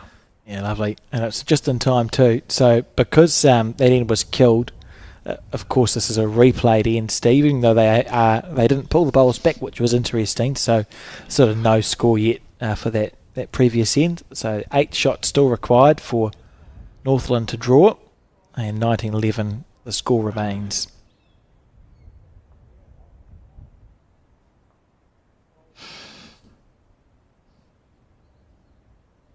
And again, you're looking for numbers, although that's an okay bowl from John. It's ultimately unhelpful. Yeah, he's just sort of blocked a reasonable run path to it. Oh, you think maybe on the 7th or 8th bowl you'd like there to be a gap there so that Lee could look to sit through the shot bowl or trail the jack back, and there's even less gaps now. There goes the straight drive. Yeah, it's just it becomes hard work to think, because Lee will be thinking, right, where's my 4? Where's my 4 going to come from? How can I try and get it built early? Yep. And it's either there or it's not. Right? It's sort of that's where you have to put all your eggs in one basket. John, if he can get down. Oh, he's going too big. So now Lee's probably thinking that last bowl of John's, there's potentially a scoring area there, and you've got to work backwards from how we're going to get how's the jack going to get there at some stage. Meanwhile, Dunedin are going, we're 8 up with 2 to go, and feeling pretty good about life. Yep.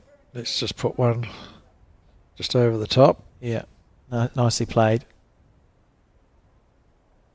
It'd almost be tempting. Well, Mac has lowered the line there each time, so it's just that speed.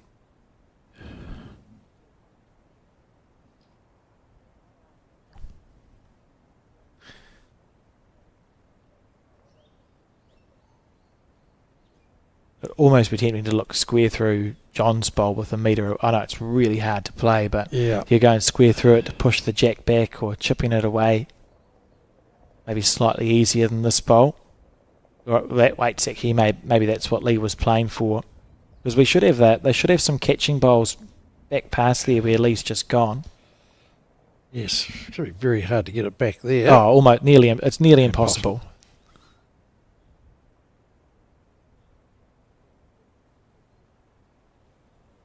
Is that a new Bowls Dunedin rep shirt, Steve?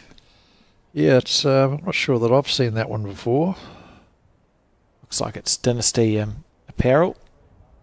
We've been doing a lot of the shirts for clubs and regions recently. New Zealand owned and operated. Let's see if I remember rightly. Dunedin was one of the first to really get into team colours back in the 90s. Square onto John. Needs it to hold. Oh, that's a really good effort. Just opened up a wee port.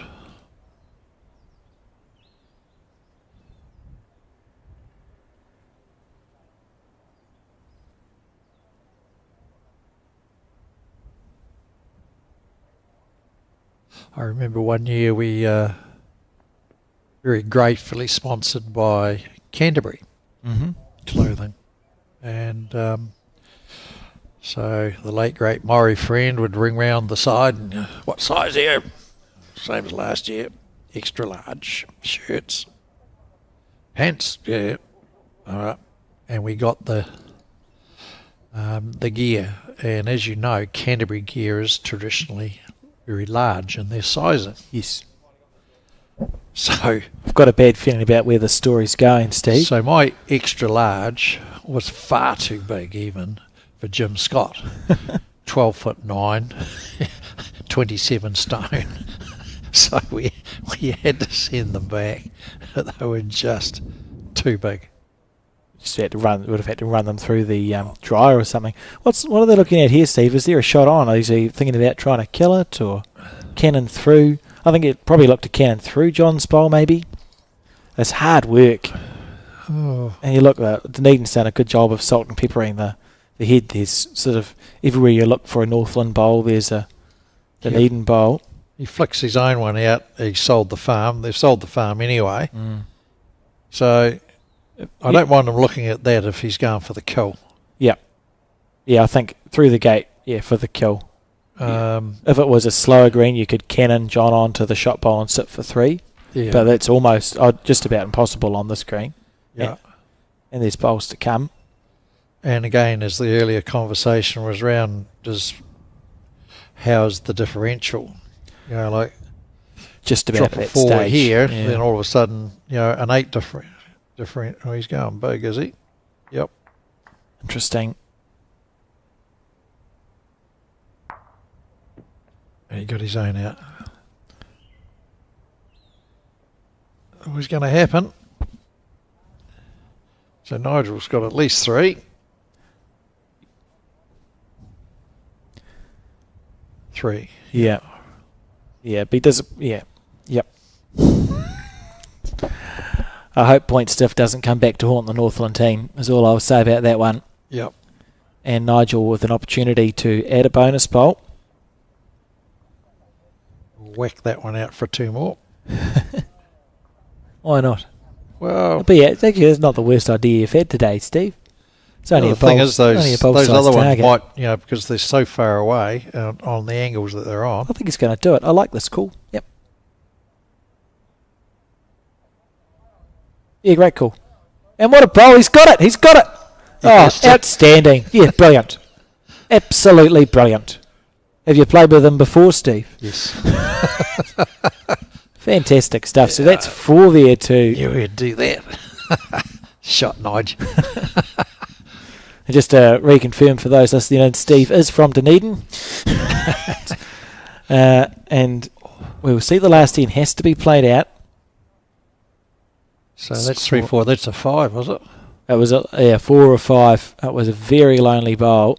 20, It has to be a 5, wasn't it? 23, 24 was a 5. Yes, you see there, 24-11 the score on the final end of this second game of section play at the National Intercentre tournament being hosted in Auckland and North Harbour, headquarters club here at the Howick Bowling Club, and it's been a really good display from the Dunedin team. It's felt like it's been well contested.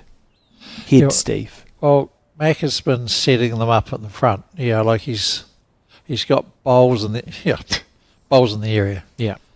And Nige has played a couple of bombs, driven well, So you'd almost say it's the complete performance there really from those two. So I don't think Robert Gibson will be sitting in the changing rooms tonight going, well, we need to change the pair. Yeah, they've had he won't be touching them at two all. very good wins, haven't they? Yep.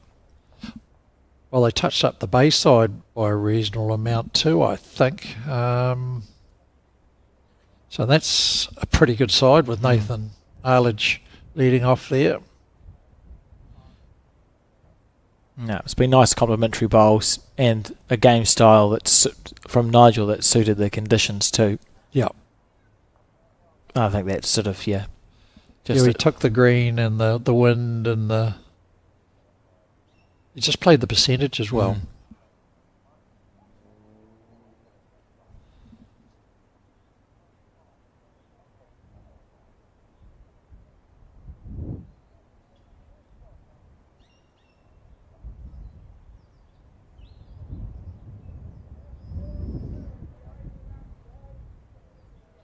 Not all bad there, John, but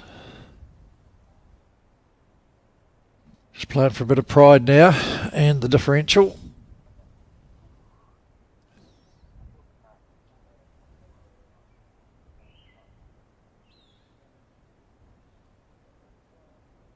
Yeah, the differential is huge, isn't it? Because it's the third level, isn't it?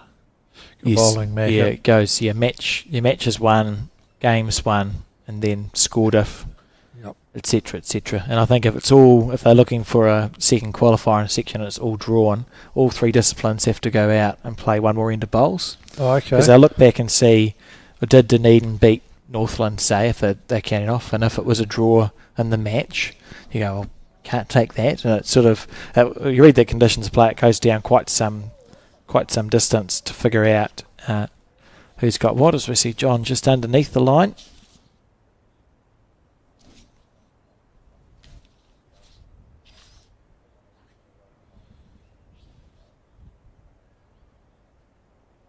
Be ideal for Northland to score a 1 or a 2 here. Yes, because match wins, game points, net shots, total shots scored, fewest shots conceded, and then they're still tied. The result of the match between the sides, and if that's a draw, the two competing centres play one end each. Gee whiz, that's 7, 8. It's never going. It would almost certainly never happen. But just in case it does, it's there in the in the conditions of play. Got to have it just in case. I'd imagine that for a stressful day.